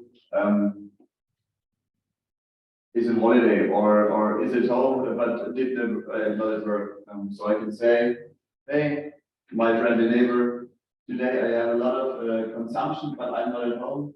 please cook, dry, or wash during the lunch. And then we have the opportunity to exchange energy, or you have the opportunity to use my produced energy, which I'm not able to use. Yes, and this comes to the fifth point, that the participants have the task to reach the highest possible amount of exchanged energy. And as Johannes as well said, very important for the approach of the energy community, spread the word and reach more potential participants. What have we done to reach the Lighthouse community? What was the separate steps? So first of all, we have to understand the project and the usage. At the beginning, very hard, because you were in the topic. Austria were very common with this topic, but in Germany, yeah, unfortunately we are a little bit later as the rest. A little bit. And yeah, so we have to understand the topic as well. Afterwards, yeah, the customer has needs. What do they want to see? What do they want to do within the portal? Then we get in touch with Repocket regarding the portal development. We are with Alexandra and Maria. That we will set up a portal which fits for nearly everybody who's using it. Afterwards, it was about February 2020. We invited with our yearly bill now about 9,500 customers, about 9,500 customers to the project. We are collecting first interest, so they have to contact me or our ticket system. Yes, I'm Mr. or Mrs. and I'm the customer of SWH, and I'm interested in the eCREW project. So we have about 250 interested customers who want to be part in the future. From this interested parties, we also contact with the consent form and a questionnaire where they have to fill in their data from the household and fill in the consent form that we can register to the project. Afterwards, we set up the final community portal, prepare the instrument interfaces for the data transfer. This is a bigger topic where I can discuss it or where I can say something afterwards. And then in August 2022, we are starting to run the Lighthouse community. First of all, with a web version of the portal, and in the near future, hopefully with the application for the customer. As well, we organized workshops during the month of September, where from the 105 participants were in person at the Stadtwerkhaus with about 50. So we explained the approach again, because it's for every participant or for every household hard to understand, and then the portal, and then what they have to do, and what is the bonus or the benefit for them. And of course, we are organizing actually workshops for the beginning of next year to collect feedback and give this feedback to our consortium partners and the app developers. Well, I talked a little bit about that, the following tasks. So from the beginning, run the Lighthouse community, organize workshops, then make additional acquisition. So we have again the opportunity to contact every household or every interest, and maybe to get a higher amount of participants. Maybe 150 is a reachable regional aim. So increase the number, and on the right, you can see it. There stands define and collect KPIs. But Octane. We see only Octane on this. So comes to the, I think, most interested and important point, the challenges and difficulties. First of all, I've talked, I said it again, the understanding of the portal of the energy market and the understanding of the need of the customers was very important. As well, we have in Germany GDPR, so data security. We aren't able to contact the participants or the households via phone, via mail. So we have to write it a letter. It's very digital. Yes, yes. We have the data for, or we have the data for a phone number and a mail address, but we aren't allowed to contact the participants or the households about a topic where they never heard before. Yes, on the first time. So, and as well, we have a difficult meter infrastructure in Germany. So, some of the households have a bi-directional meter with a PV plant. Other households have 2 meters, one for the feed-in and for the consumption, and one for the separate measurement of the PV plant. And this makes it very difficult to visualize the data in the portal because the separate measurement of the PV is so important to calculate the self-sufficiency of every household. And about 90% of the households didn't have this meter infrastructure. So again, a border where we have to search for other solutions. Again, detailing understanding of the energy system and sector is very important. And as well, we have the next important point is the on the first time manual data maintenance and manual data handling by the participants. They send us the questionnaires. This was not automatically, so we have to tip it manual, as well as the participants have to tip their data manual into the portal. Was what Thomas has as well as shown before. So the tariff data. The tariff data, as well as the household data on the last point of the side. And as well, we have for the core data of the participants and the energy data two different systems. Problem, okay,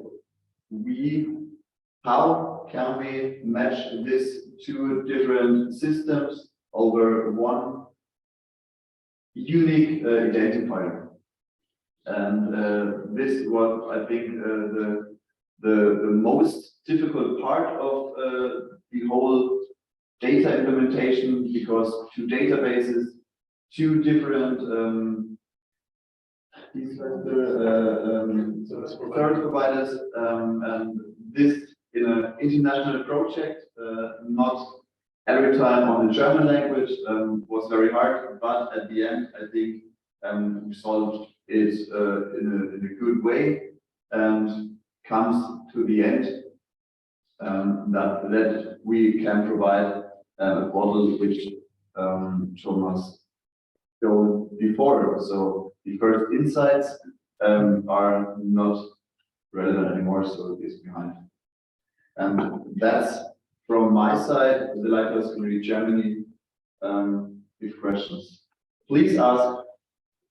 Thank you very much, Lucas, for your presentation. In some, we heard a lot about the open model now, what it is all about, how it works, that it is mainly about this virtual platform, this digitalization in that sense, and how you already implemented it and operate with it, and also the next steps. So before we go on to the break, which obviously will be short, I'd like to open the floor for a discussion. Discussion in the sense, that what are your questions on the one hand, but also what needs to be discussed. So there may be room for some broader insights into that, and the different follower communities may have different needs that they are interested in. So please ask your questions now to either to Green Pocket, to Thomas, or to Lucas, to our follower community, if you have any. Otherwise, we'll just go with it.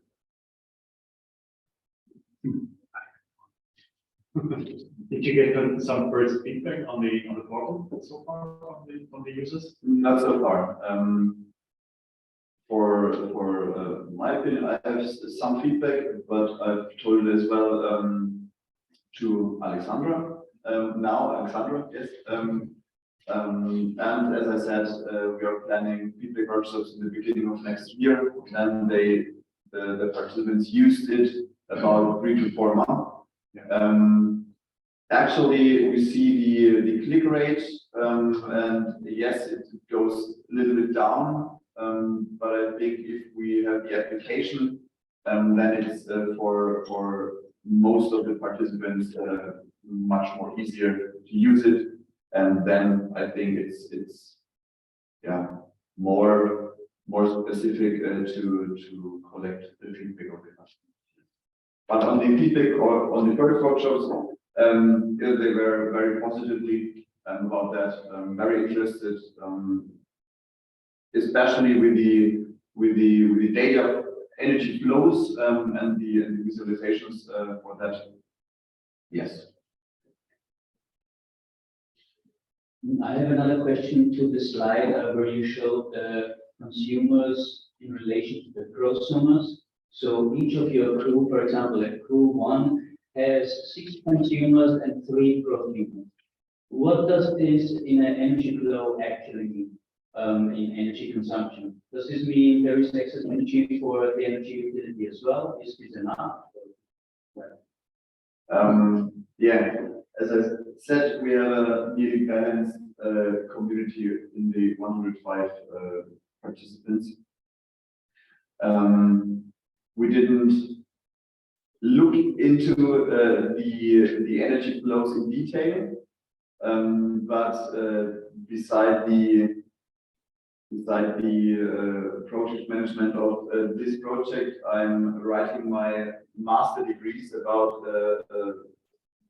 nearly the same topic, and one of the outputs was that we need a share from 4 to 6 or 3 to 7 pro the side of the consumers. So we only reach a higher possible amount of exchanged energy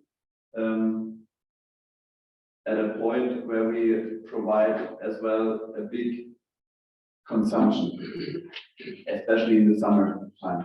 In the winter times, it isn't so relevant because many PV plants produce less energy and cover. Yes, of course. So especially in the summer, we need more consumers to cover the production of the renewable energy plants. You mentioned that as one barrier that tariffs. Okay. Yes, I didn't go inside this topic. In Hastel, we have sometimes a special tariff system. We have a standard tariff, then we have a day and night, so high and low tariff, and then we have 2 flexible tariffs, which are oriented on the spot market price. And this tariff, we thought we can provide into the portal, but at the end it wasn't possible to integrate this data because there we collect data from 3 systems, and this wasn't within the capacity for this project. Not possible. Just one more question. What is the energy price in the community And who defines the price? Is it the producer? The price in the energy community is the same price as we have in the standard tariff. Which is? What we provide our customers is a bonus. Okay. A bonus per kilowatt hour for the exchange energy. So a little example, we are within a group. Mr. Goethe, Johannes and I have a PV plant and we are providing 10 kilowatt hours in the hour 12 to 1. Together we have a consumption from 5 kilowatt hour. So we have 5 kilowatt hour exchanged within the group, and for this 5 kilowatt hour, the participants get a bonus on the first. We say that we do 1 or 2 cents per kilowatt hour, and if we see okay it's too low because the participants didn't get a big amount of exchange energy, then we can increase the bonus. Then at the end of the project, we can say, okay, every participant of the 105 get a bonus about 50 euros. That was our estimation for that. So everybody gets a bonus, the consumer and the prosumer, because the problem as well the remuneration for PV plants can be or are fixed. So we can not say you get 2 cents more for your remuneration, and so we made our bonus that the owner of a PV plant haven't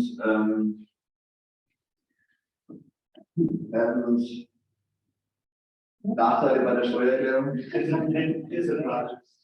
have to confirm contracts, and you cannot change that. So it's on top and regulated. You want to prevent disadvantages to the effects. Of course. So they get a bonus for the participation in a project at the end of the year in the bill, and so they get the money and have disadvantages for that. And every participant in the community, maybe 10 are in one community, they split it, divided by 10. So everybody gets the same, but within a group. Yeah. So the bonus from Q1 to 2 to 3 can be different.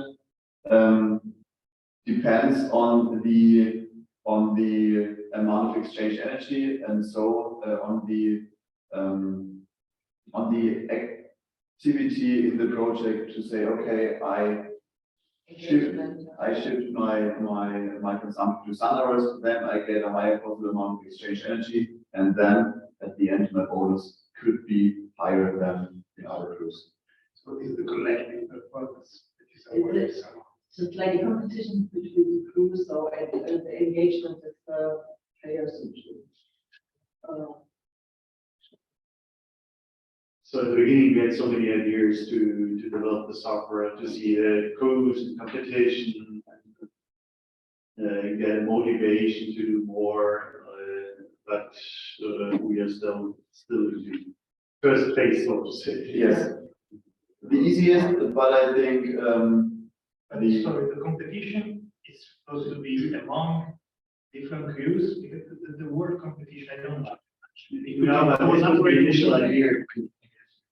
But we are all in the same direction. The objective is to decrease and use clean energy and increase our environmental performance while keeping satisfying all our needs. Okay. So the competition, the crew is evaluated compared with the other eCREWs or with the previous performance, or the performance in the previous period.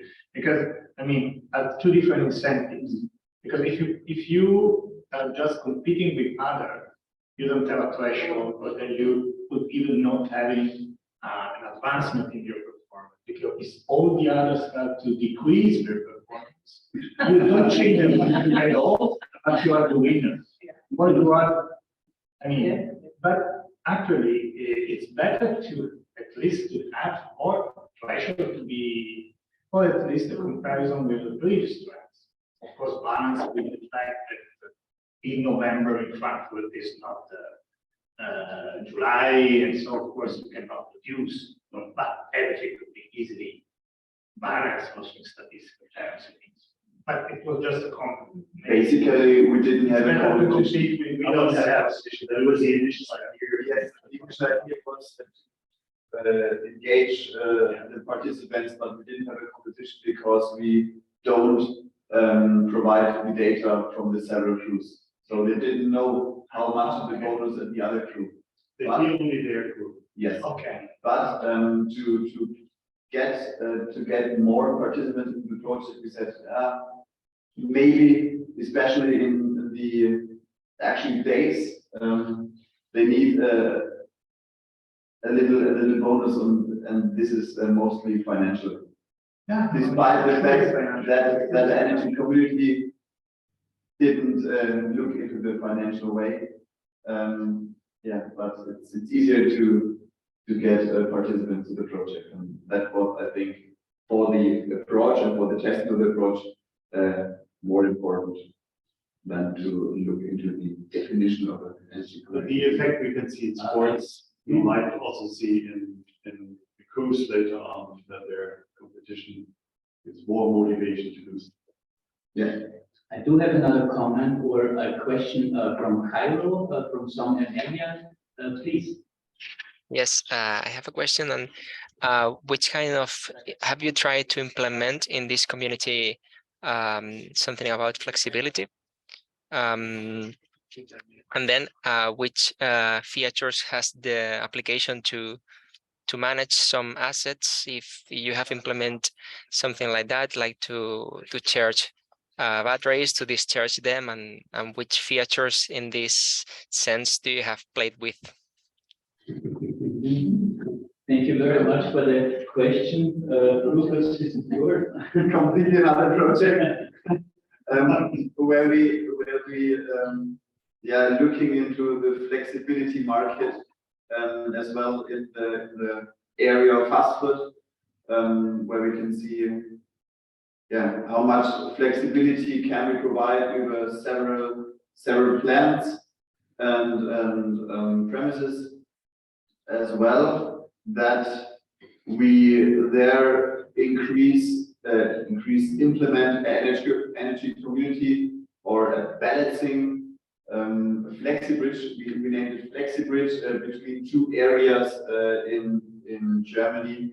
So we try to couple these two topics, energy community and the topic of flexibility market, in another project. If you're interested in you can contact me afterwards. I don't want to promote the other project here. But that's fine. Those are synergies to a certain degree. And this project is probably also European template, so as well. You're all tied together, sister projects. And then there was a question of Ismini asking for whether we can adapt or adjust the application. And the answer is yes, because it's all modular, all features. You don't have to use the game, you don't have to have the household conversion. You can reduce it to the minimum or to the max. So it's flexible, and it's always a software that is a white label product. So it looks different in Turkey than in Spain or in. And this is actually an important point.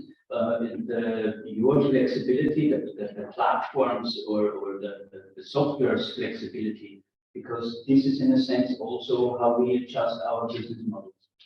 For the different nations, for the different regulatory frameworks, for the different tariff settings, it requires actually the software's flexibility to turn off certain instruments and turn on certain instruments, and to have converters or whatever in the background running. And you provide that so far, at least for our 3 lighthouse communities. So here we at least have the practice or experience. Right. I'm suggesting we dive into a small break. It'll be probably smaller than anticipated. And then afterwards, when we come back from this break, I would like actually immediately open this discussion. What do follower communities need? What are you interested in? Is it possible for eCREW to comply with your needs and to give you, in a sense, some guidelines with the eCREW model for your needs or not? And what are the things that you, in a sense, need? So I do have another point on our afternoon session, well, afternoon on our late afternoon session, that was the enablers and the barriers. But I think we can also wrap that up together with the final discussion. And in that sense, I'm not sure, let's say we have a 10-minute break or 15-minute break, what feels more appealing to you? Anyone, 10 or 15-minute break? Yes. Yes. 15. Of course. Leave it to the Italians to break. But then 15-minute break. Online, we see each other in 15 minutes. So this is just before 4 o'clock in the afternoon, and I look forward and hope you're still online then. So I leave this Zoom link open. We'll leave it as it is and switch off the sound.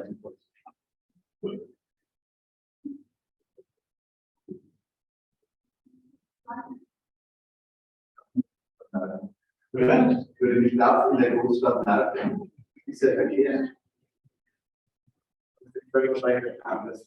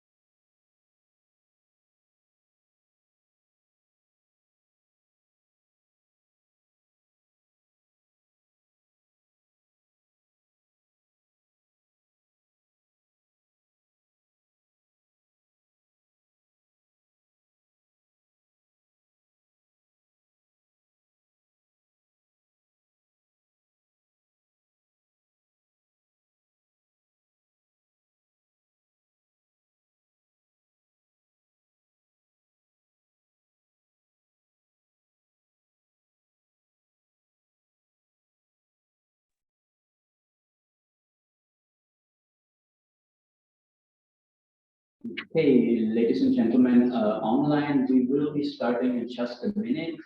Please sit tight.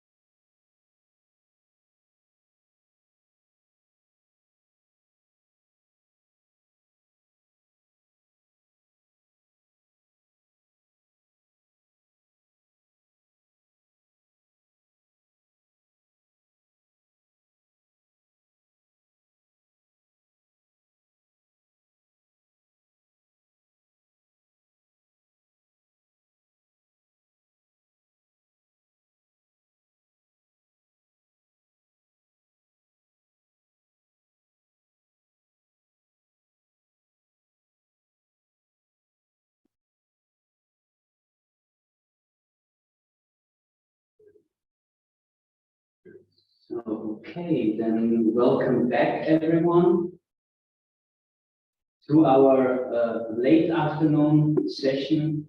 Here we planned, based on the agenda, to talk about the lighthouse communities and the enablers and barriers that are presented locally in each of the lighthouse communities. Today we have heard already from the German lighthouse community some enablers and barriers, and I think those are pretty much identical with the other lighthouse communities. However, in addition, obviously, the different regulations, such as in Spain, as well as in Turkey, of course. However, I would like to, in this case, because of our time frame, go immediately to our discussion for follower communities, which means you that are follower communities that are online, that are interested in the eCREW model, and also here follower communities that are present. To, in a sense, let's talk about your needs. What do you actually need? What possibly could eCREW provide you, or how could possibly our project help you with? And then maybe down the road we can actually discuss some implementation matters. In any case, we will also establish a CEO handbook. It's naturally called CEO because we leave that handbook to that collective administrative entity, which in our cases is actually the energy utility or the energy retailer. So they have a CEO or they will have a CEO handbook that guides them through step by step how to implement the eCREW model on the one hand, also focusing on all the different aspects, enablers and barriers that Lucas, for example, has already mentioned, but then including also the experiences and results of our other lighthouse communities. At that, I would like to simply open the floor for any questions in that regard, or a valuable, nice discussion. The Italians that are with us, so Alessandro from UNITO, University of Turin, as well as Daniele from Acea, they have not found back yet, but maybe they'll be arriving within the next few minutes.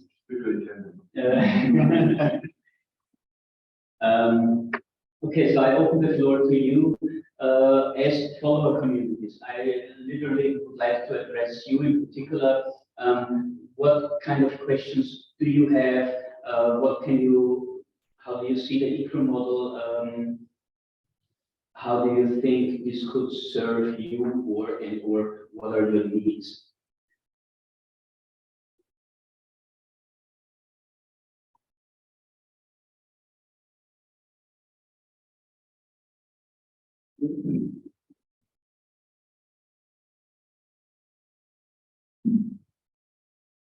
So follower communities, as I see online, we have still Cairo, Southern Arabia with us, which is great. Also Edward from Southern Arabia, pleasure. And we have also, of course, Ajay with us, and also our power. What are your particular needs for implemented? Well, we don't really have to implement eCREW yet. Just what do you think about eCREW, and what do you think? How could it help you? Or otherwise, what would you need in order to quickly serve, so to speak? Sure. I can start with one question, because we heard two presentations now from utilities, and as far as I understood, your target group for the solution are utilities, but in the field of energy communities, we have a lot of private initiatives. Do you also address them with your product, or is it really tailor-made for utilities? No, that's actually a very good question, because we like, of course, we like to also aim for the customer and the consumer themselves, so they can establish their own self-sufficient energy community. However, because of the digital platform that we have developed, the question is who is competent enough and willing to actually to manage it, to manage those energy flows. Not only manage it, but take care of all the data that comes in, also of the data protection in respect to all the names and all the the consumption data and so on. So who will manage that? The problem is also that for renewable energy communities, they will also have to sign a list of legal documents in order to establish either an association or maybe a cooperative per se. And so they are part of a legal framework like we have here in the European Union, the regs or the SECs. With our business model, we actually wanted to sort of bypass these administrative or bureaucratic processes of establishing these energy community associations or cooperatives by dealing with the energy retailer or with the energy utility directly. So they have a license, it's easy for them to sell excess energy on the market, for example. And therefore we have a decentralization and an integration more or less in the same token. But it must not always be the case that the energy utility or energy retailer is the collective administrative entity. It could also be a municipality. It could also be a cooperative that is established to help or to establish energy communities. So such as yourself, perhaps, as our power, I think you're a cooperative. Yeah. And you could, for example, develop your own little crews, or maybe a bigger crew, for example. This is definitely for our business model adjustable to have that level on the consumer and on the prosumer level, so to target their needs and have management, the administrative entities, so to say, in the hands of the cooperative. Okay. So what we truly need is the arm of management, the service provider. Okay. I would have another question for Thomas. What is the business case for utility? I already asked Daniela, and he explained it to me, because the whole transition, the generally for Stadtwerk, small utility. The business case, application like ours. Yeah, and establishing energy communities. What's the business case behind that is that each of the users can save money. I think that is the most important statement. But what is the benefit for the utility? How do they earn money?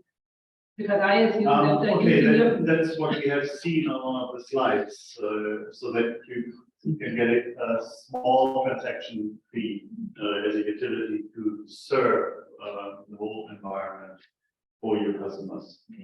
So all in all, we have a long value chain. Somewhere in the value chain, you are with your solution, the eCREW, the platform, and there's also some kind of a fee for the utilities where they earn money. Yeah. The thing is, it's really much more, as you mentioned it as well, so that there is a change in mind for many utilities right now, so that they really think about their part in the energy transition. So, and it's not only to sell energy, it's also to sell tools that help you to produce your own energy. And I think this will definitely change in the next years. So there's the utility itself is another enabler. Yeah, right. I don't think, I think this is not particularly the focus of the project, but another fact for the utility process that you, by shifting or changing the behavior of the clients, you achieve a better awareness, a higher competence of the clients, because normally they don't know that it's nowadays more energy efficient to run their devices during lunchtime. Many of them still think it's better to run it in by night.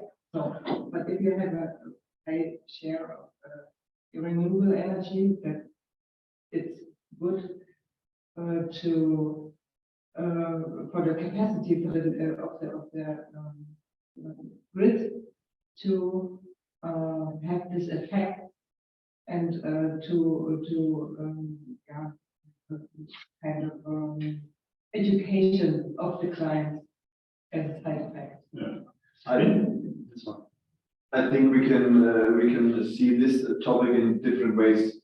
On the one way, okay, the participant or the member of energy community have financial savings, as you said, due to the consumption of beside produced energy.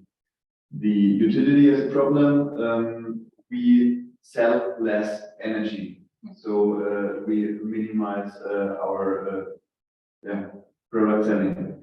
On the other hand, we didn't have to buy more energy for this customer.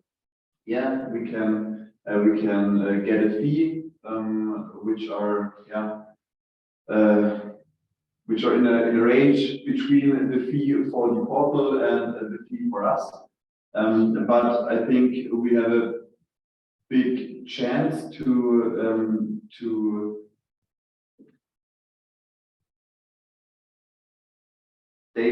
stay in a brighter light due to the topic that we use in our grid self-produced energy and not buying black energy from the or fossil sources from the export. So this is as well an opinion from Stadtwerk Haßfurt GmbH that we want to be climate neutral, and this is only reachable if every household be part of this vision and do their best to reduce their own energy consumption. And this is possible with the approach of an eCREW. Yeah, we know that we minimize our revenues, but I think on this topic we have to think a little bit wider and not only on the financial benefit of an utility. And again, if you're a service provider in providing e-mobility, loading, or in PV plants, or doing the service for that, that's also kind of a new business model for many utilities. And I guess because of the specific structure in Germany with all these municipality utilities, we have this nice German word for Daseinsvorsorge.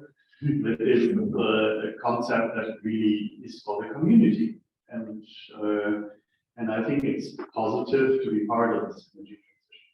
At least for most of the customers, inhabitants of the community, they think, okay, positive if it doesn't explode my own personal cost. If it comes in line with that, so it will be a positive effect. Now the view of a utility,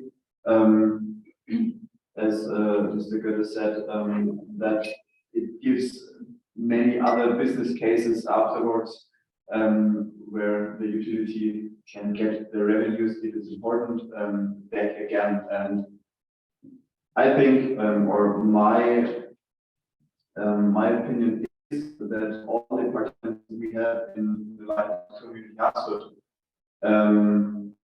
have this vision, and for them it isn't relevant how much it costs. They only want the energy of the area. And if we say, okay, we sell less energy, but for the less amount of energy we make a higher ground price or base price, it's not relevant for these people who are part of the energy community. They want to be climate friendly, and this is, I think, the important view for them. That's why I have targeted also as an enabler the belief system, so in a sense the attitude. But the attitude that is necessary needs to affect the attitude of the consumers just as much as of the prosumers, and obviously of the management, the service provider, in a sense the energy utility or retailer. So when we talk about business model or business models, then obviously we talk about value creation and what's the value. And I think here in future anyway, but maybe from now on, we would have to redefine value, not just in economic terms, but value also in social terms and also in environmental terms.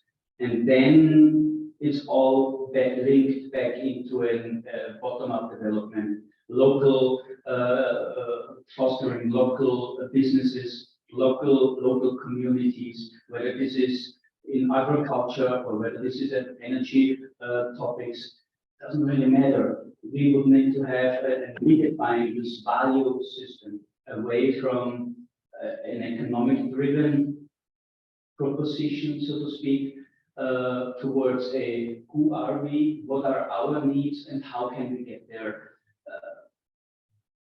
And the funny thing is that as soon as we think in these collective terms, we don't need anymore as much money. So we only need as much money as long as we think in business terms, in shareholder terms, in how much can we gain to secure our future and to make an impact, and this is our business. As long as we think disconnected from human beings, from society, we think in economic terms, and we create only this one value stream. But as soon as we connect within a community with each other, well, then we don't need as much money as we actually generate all over. So then we suddenly have room for other values. And the eCREW might be a win-win-win situation. However, of course, the win for an energy utility is by far limited. But if they share this sustainability thought, this community thought, if they have this attitude or this belief system, then I think it's very much a good business model or good business models that we can create here, and still limit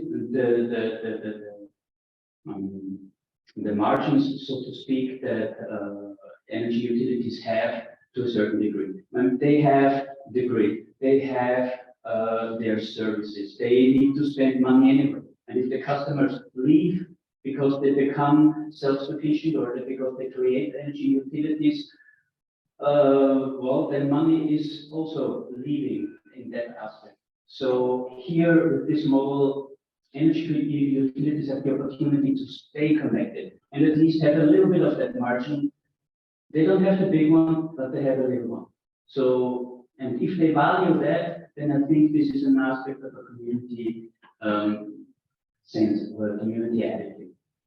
So it's absolutely inspiring what you're saying. I agree. I would like to disagree to that point, because we have been talking 3 hours about totally different things. Yeah, not about the core topic. And well, not about being a community, not talking about prices, not talking about revenues, how to shape new value propositions. I think this is really interesting, and I would like to talk, learn more about what you have experienced in your project. You're absolutely right. This question about the revenues, about the economic topic, we also asked ourselves, and a few minutes ago, we've talked about to use the portal after the project on, and what could it bring us. And I think a big chance for utility could be to be a first mover in the topic of an energy community and to pick up your small margin. I think the small margin can be moved away if we can acquire much more customers, and this small margin multiplied with a much more amount of customers could be the same, or in the best way better than the big margin from few customers before. And the follower communities have now the chance to be a first mover and integrate as much participants as possible, and this everybody for their country alone, in my opinion, actually. Austria, Germany, Italy, USA, where I think this could be a good chance to fit as well the economic part, which is absolutely important for every utility, every company worldwide. What is your experience in community building, in communication, in PR, talking to people, talking to customers? Because from Austria, we know from several projects that there is one person from the, for example, utility. He goes from door to door, ringing the bell, talking to people, explaining what we are doing now. Please sign the contract now. And you need a lot of stuff. You need a lot of time and budget to do that. This is not self-sustaining yet. Same thing. Yeah. It's only patience. I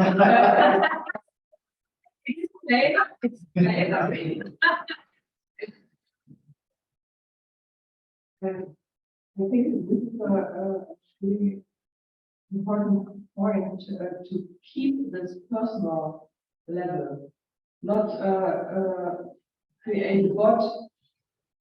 There might be they have their good position, but not in this case. If you want to if you it's a kind of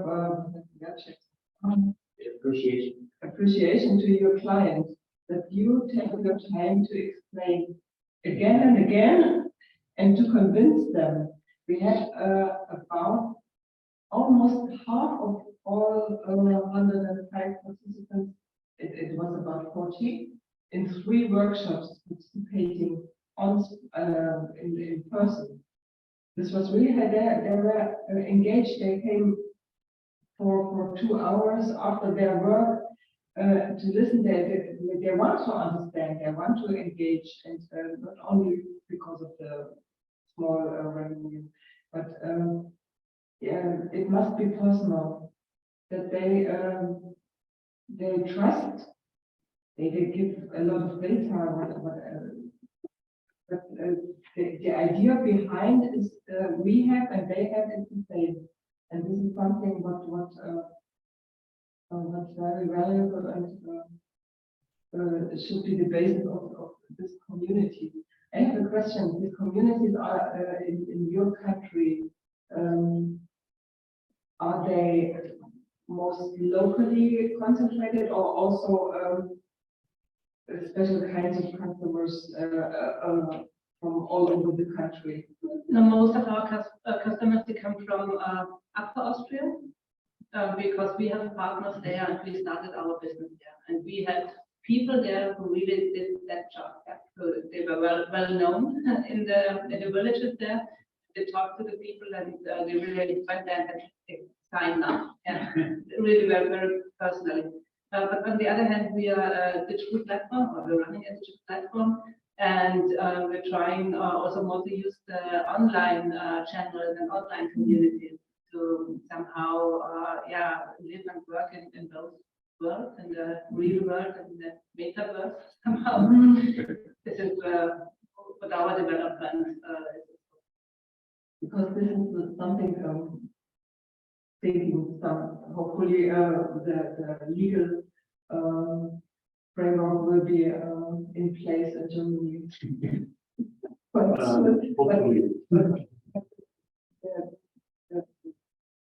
A chance to address also these sustainability oriented initiatives, maybe clients of a certain system of PV and heat pumps, whatever, or agriculture initiatives.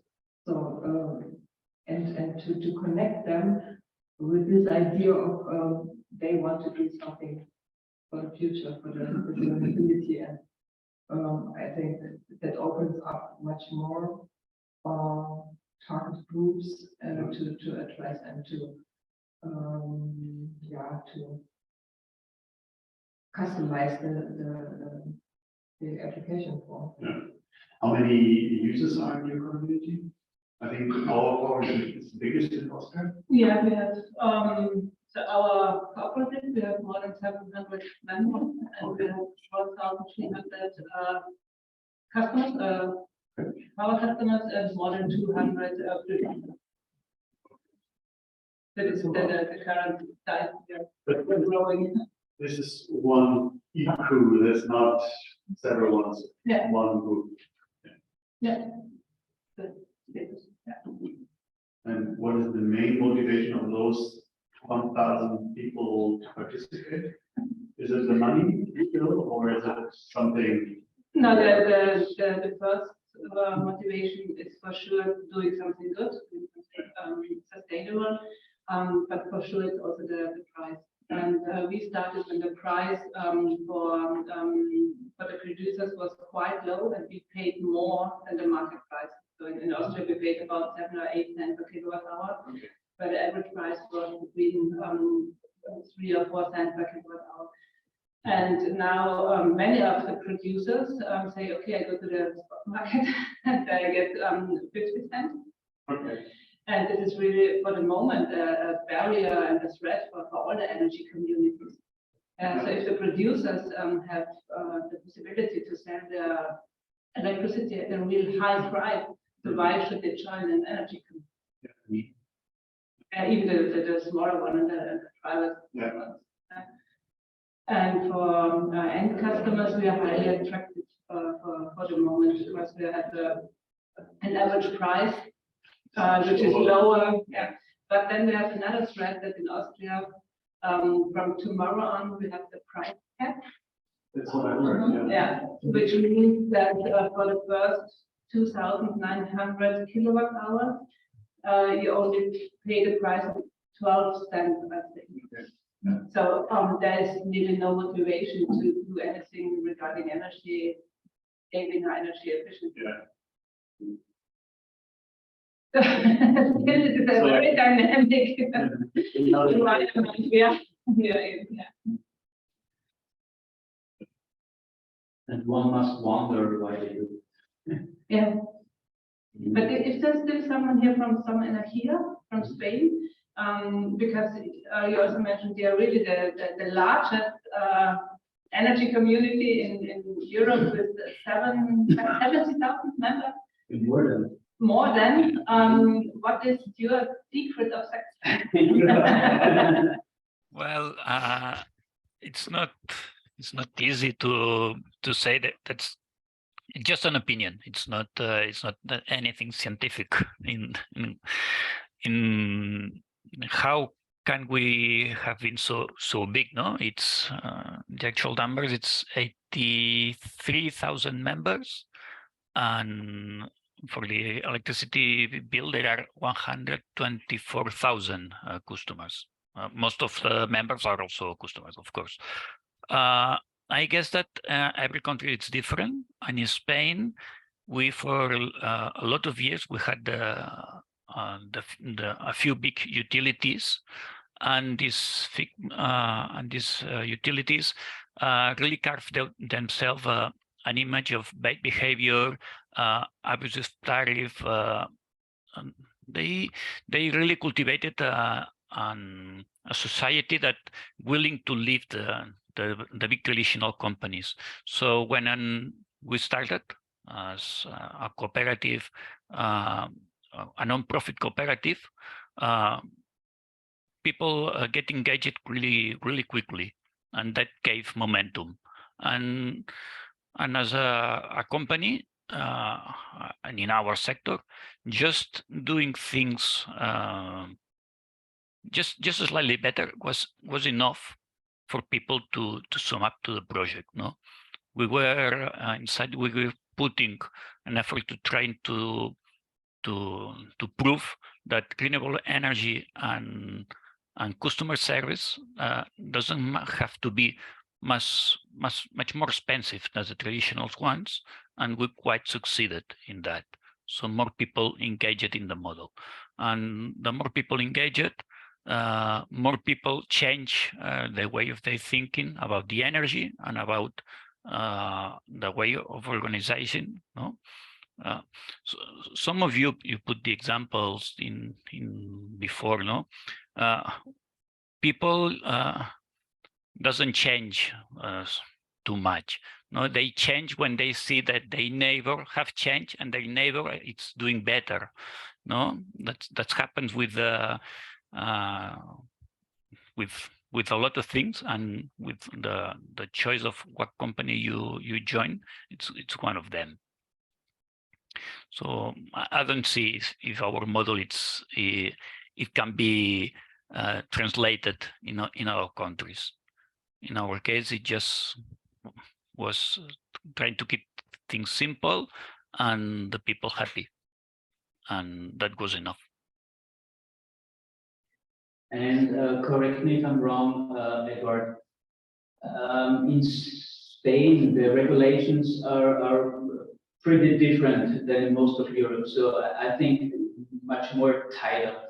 In your energy communities, is it all about just sharing PV energy, for example, so renewable energy, or is it also about selling for your prosumers, for example?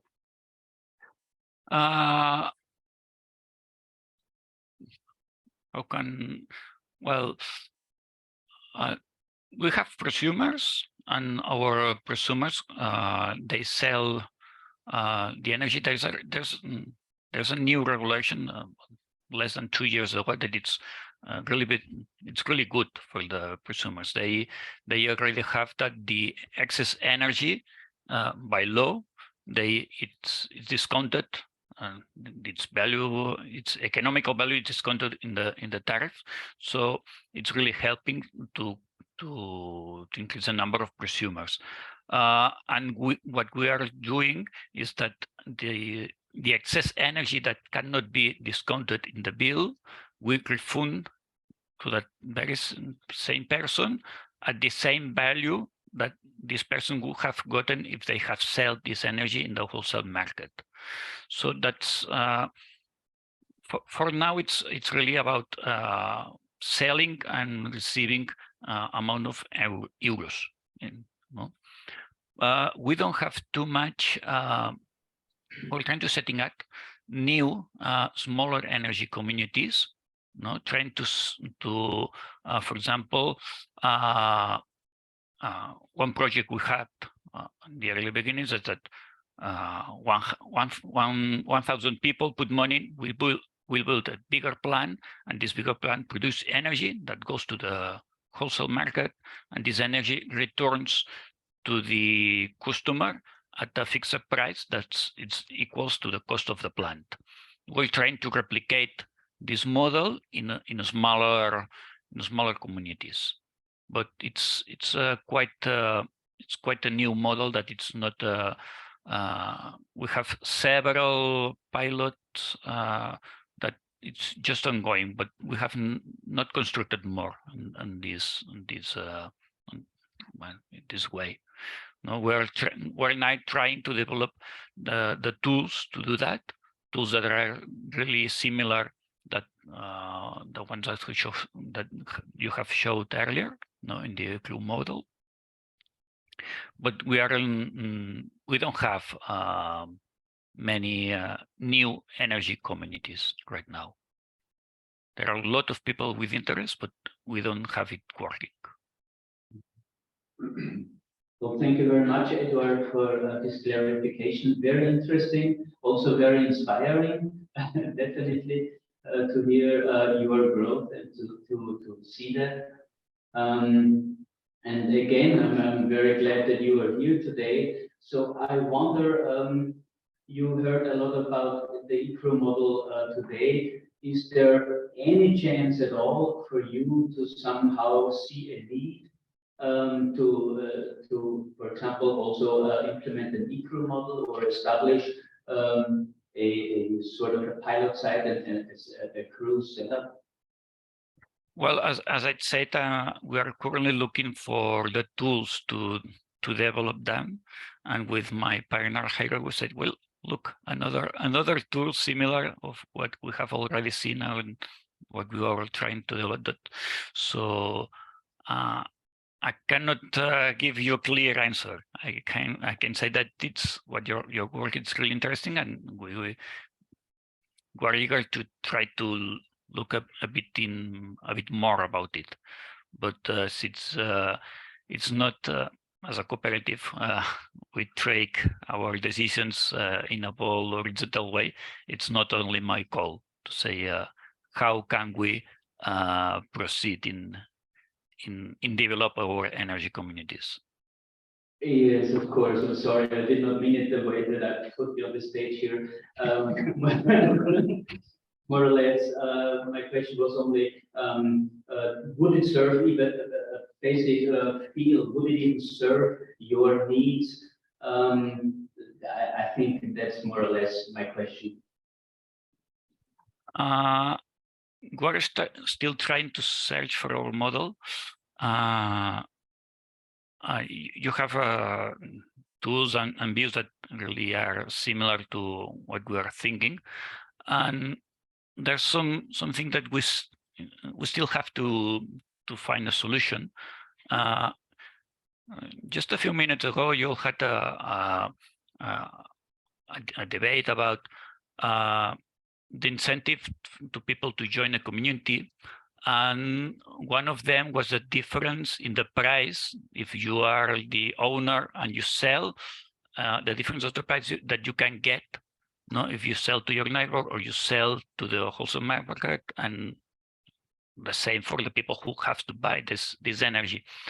And we have one thing that it has been good to some energy to grow. That is that the people that sells in energy receive the same amount that if I also that we use to calculate the price of the energy we sell. So in our case, the difference between the energy sold and the energy bought, it's mostly zero. So we have to to find either change our model or find another way to incentivize the people to join energy communities. And that's something a bit profound inside our cooperative to work on. And with that solve, we will know what tools are exactly what we'll need.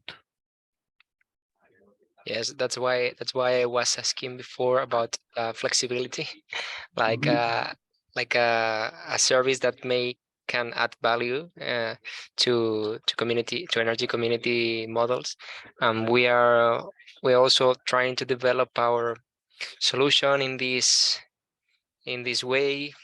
We are participating in a grant, a Euro grant horizon, which called Resco BPP, and we are trying to do small steps in order to add value to our community, because if we only do the exchange of energy and as a retailer, we think that in a long-term view it's not enough for us to sustain the community. So we find interesting to add other values. Yeah, makes totally sense. Thank you very much for this discussion. Very interesting. And of course, I think in a sense we are all looking for different models, and here we just present one model out of many. And also when we talk about our sister projects on the European level, I mean, there are so many angles, perspectives, and in that sense, models. So it becomes very interesting to exchange this knowledge, and for you, for energy communities, to really also have at least the ample amount of options. What could be your model that makes you more successful in a community term, in a community way? So thank you very much for your input and for your sharing. Daniel, Ajaya, how now you have sort of gotten a good overview, hopefully, of eCREW, also how we implemented it and how it is going. What's there left for you? What do you take, so to speak, home with you? Have we fired you up? I mean, the most interesting thought that came to my mind listening to all of you, especially when you said thinking about new opportunity of adding services, for example, in mobility. I think that can be something that for a company, for an energy community, a cooperative, whatever it is, can be something like thinking about the future, something to add up in order to enlarge the benefit of this energy community, adding no longer revenues from selling energy, but the revenues from services offered. I think maybe it doesn't work any longer. Maybe, yeah. Ouch. That was like, okay, yes, I'm connected here. Anyway, no one has left the building. Second.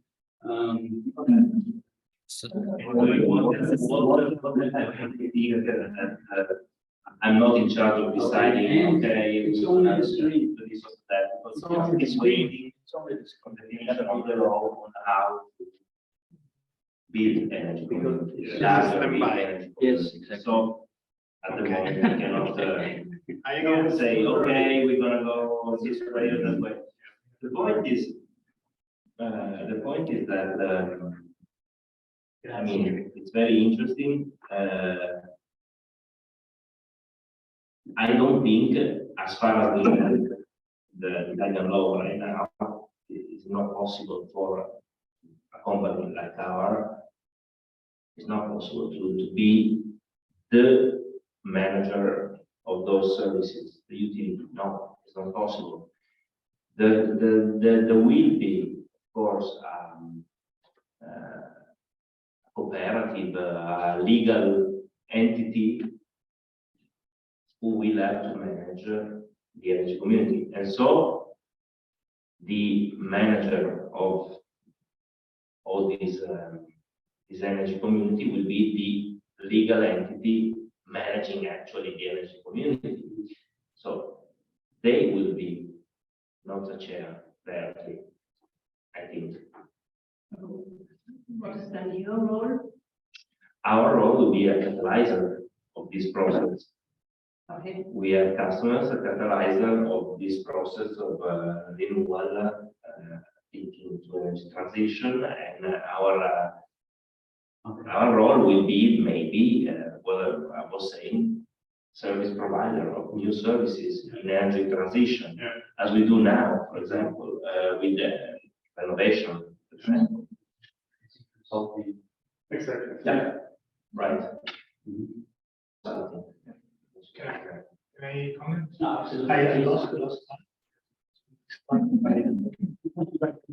Let's see, too much food for thought. But I think one point is about the fact that eCREW and eCREW is not properly a renewable energy in the sense of being a group of citizens or other juridical persons joining to produce and consume their own energy.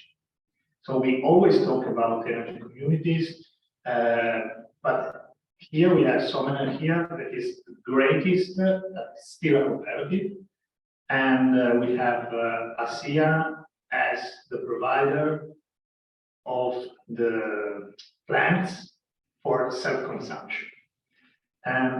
It is to say that eCREW and the eCREW model and renewable energy communities have a lot in common.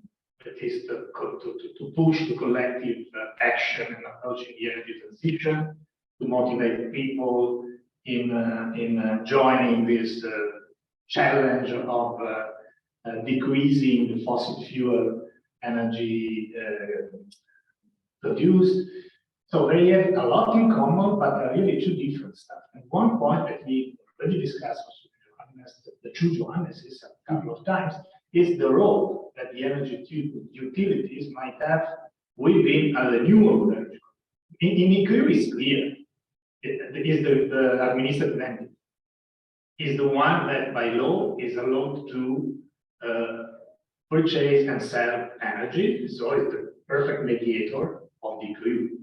But in the renewable energy communities, based on the new directives that you know better than me, not any energy utilities can be actually the member or the manager of an energy community. It could be a consultant, a consulting agency, could be the provider of the panels, but the panels need to be under the control of the community itself.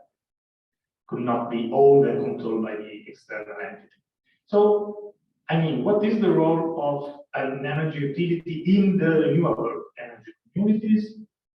I don't know. In principle, if we want to apply the eCREW model in a renewable energy community, as it is established in the EU directives, I don't remember the number, but in any case, the administrative entity should be the community itself, the energy community itself, not people. Okay, and this should be clear in my opinion. Because it's important to know from your side what is the role that in the renewable energy communities can be played by the energy utilities. If you want to apply the eCREW model, could also work for the renewable energy communities, but cannot be managed by an energy utility. It should be the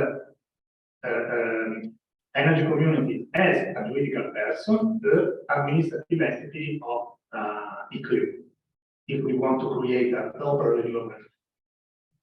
So this is, I mean, something to be a bit considered.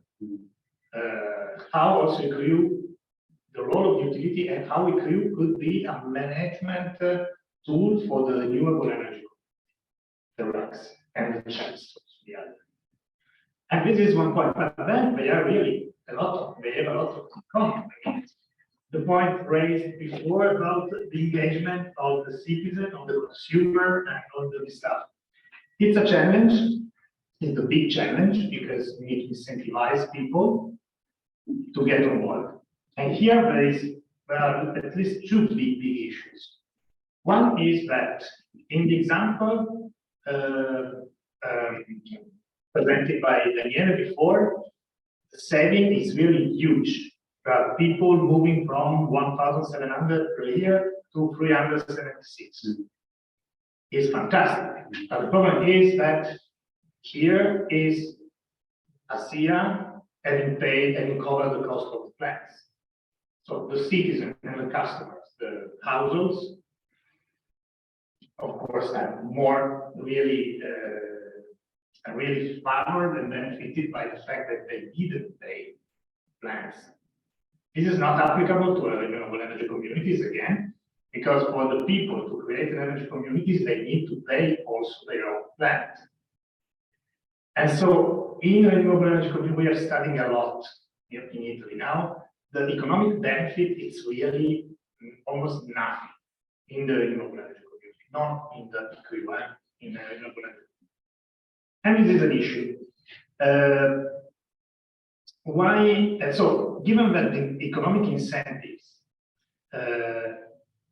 leaving apart the ASEA experience, it's not that big, we need to motivate people. And this should be our job, because as the University of Torino, we are working on that, and we will work on that in the next months.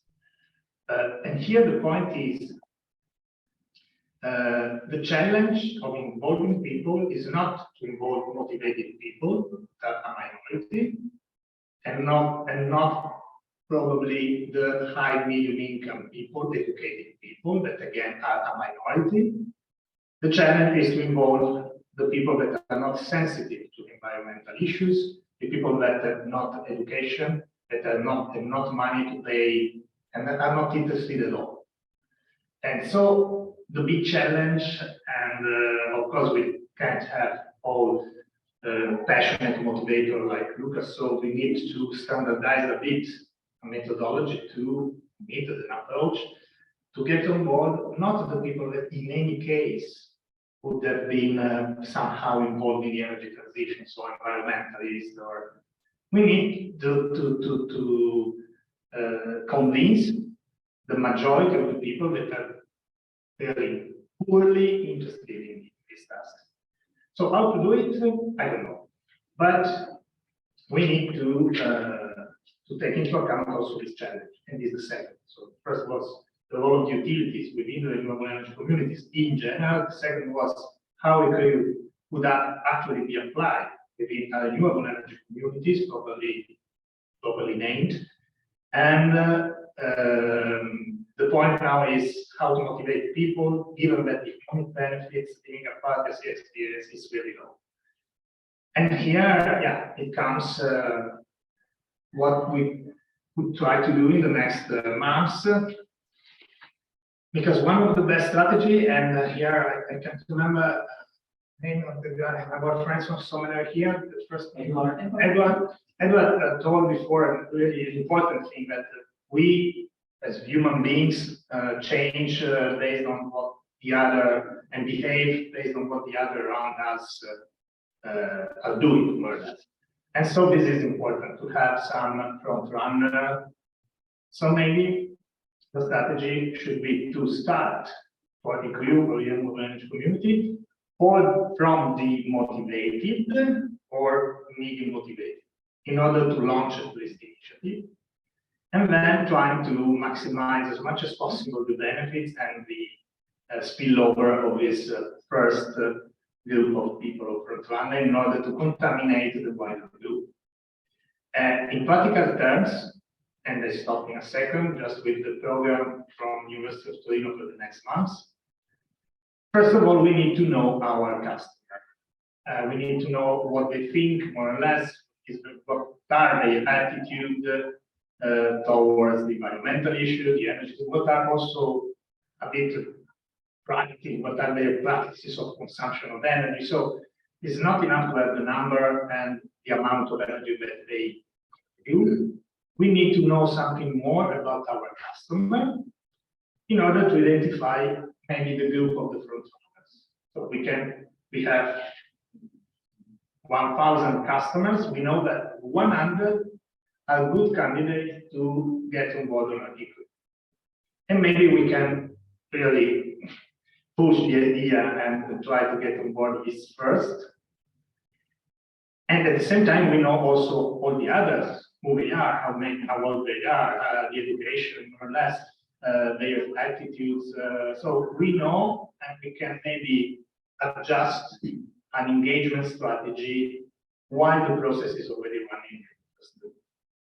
And to do this job, we, in the next months, and I'm sorry that we will bother you again a couple of times, we are preparing a survey, a kind of a survey for the customers, in order to that Vivacia will be tested in Piedmont, in order to get this information.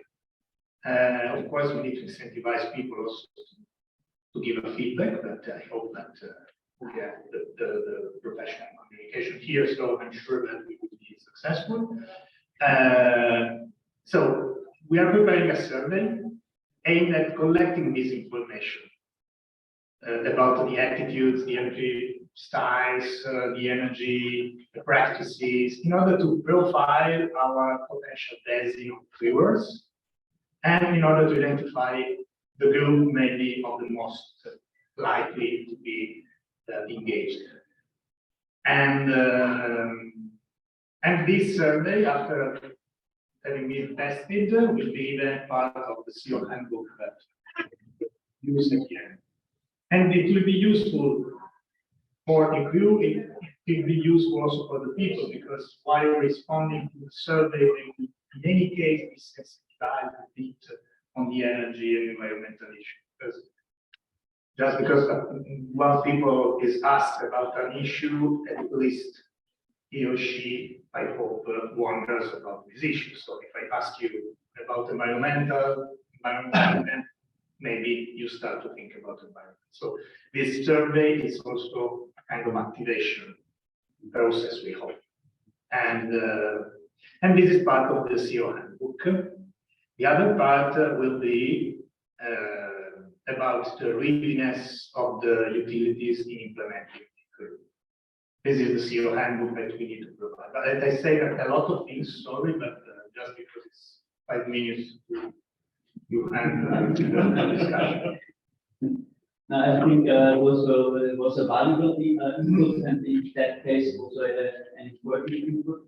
So thank you very much for bringing it to the table in the way that you did. And it gives us also an outlook. The outlook, I mean, of course, this was our first kickoff meeting, follow-up community kickoff meeting. So we introduced the eCREW model, the platform, the digital platform, that was in a sense created, user-centered, but on the other hand, also with a bit of a co-creation, and now we are practicing it. So we have implemented this model in a sense in our pilot sites, and we already have some results and some experience with that. But to take it a level further, we do now need to collect the data for a few months. So October we have collected data, November, December, January, February. So to really have an average of how does it work?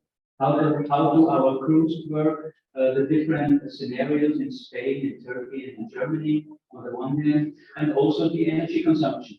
How does it affect the consumers? How does it affect the prosumers? How does it work? And yeah, this needs to flow all into the CEO handbook finally. So maybe just to complement. First of all, maybe I don't want to be misunderstood. Given that the renewable energy directives are almost made to kick out from the renewable energy communities, the energy utilities, The eCREW model is a way to bring back the energy utility within this collective approach. So in this sense, eCREW is really powerful because give back to the energy utilities the way to be the promoter of an energy differently from the director. It's quite delicate. Absolutely. And because I mean, it's not easy to manage a renewable energy community, and it's one of the challenges that the people don't know how to produce, how to manage, how to sell energy, how to exchange energy. So the competencies is really big. And then for the CEO handbook, yeah, the CEO handbook is conceived as a handbook for a utility that would like to explore if it's ready, if it's feasible, if it's convenient to apply the eCREW model in its own specific context. So the idea, given that we have on one side a utility, an organization, on the other the aggregate of consumer and producers, we need to take into account both sides of the eCREW model. The utility side will be explored through a kind of checklist or short survey about technical readiness, organizational readiness, competencies. So just to answer the question, are we ready to apply eCREW in my specific context? In the case of ASEA, we realized 2 years ago, that they were not yet ready. Maybe now yes, maybe not, we need to check. So the first will be about the readiness from utility perspective. The other will be about the potential base. We have the people interested in joining this kind of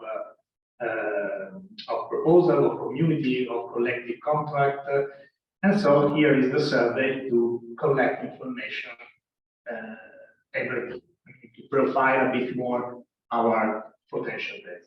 With these two components, we should be able to answer the question, does eCREW actually fit my context, my reality, my interest, is feasible? It's a kind of, and then also, let's say, the regulatory framework stuff. This is the idea. Yeah, I think work in the next months. We beautifully wrapped it actually up in the way where do we go now, and the project itself will continue until June 2023 next year. So there is quite some room for gaining this experience and retrieving those answers for both sides, if you want to call it that way, or both entities. Maybe to the entire audience, online audience, and also here in presence, do you have any questions? Do you have any input per se that you still would like to provide? Otherwise, I am contemplating on slowly but surely finishing this session. I know some of us still have to take a flight tonight. So maybe a last call for input or for questions. Online, it seems to be fine, no reactions. And over here on our live stage, so to speak, we have discussed a lot. So thank you very much for listening. Thank you very much for having been a part of this eCREW kickoff event. We will keep you updated, which means we won't spam you with emails, but we will let you know when we have our next follow-up community. This was a kickoff. We are doing the survey, as Alessandro said, and we are getting together within the next few months the Lighthouse community data, so to speak. So how fruitful is the implementation of eCREW in the Lighthouse communities? And I'm estimating the next follow-up community meeting will be probably around February, probably around March. And I look, okay, Thomas, bye-bye, have a good flight. Don't forget that. So in this case, maybe we'll see each other again in March. And I look forward to seeing you absolutely. Thank you for having been present.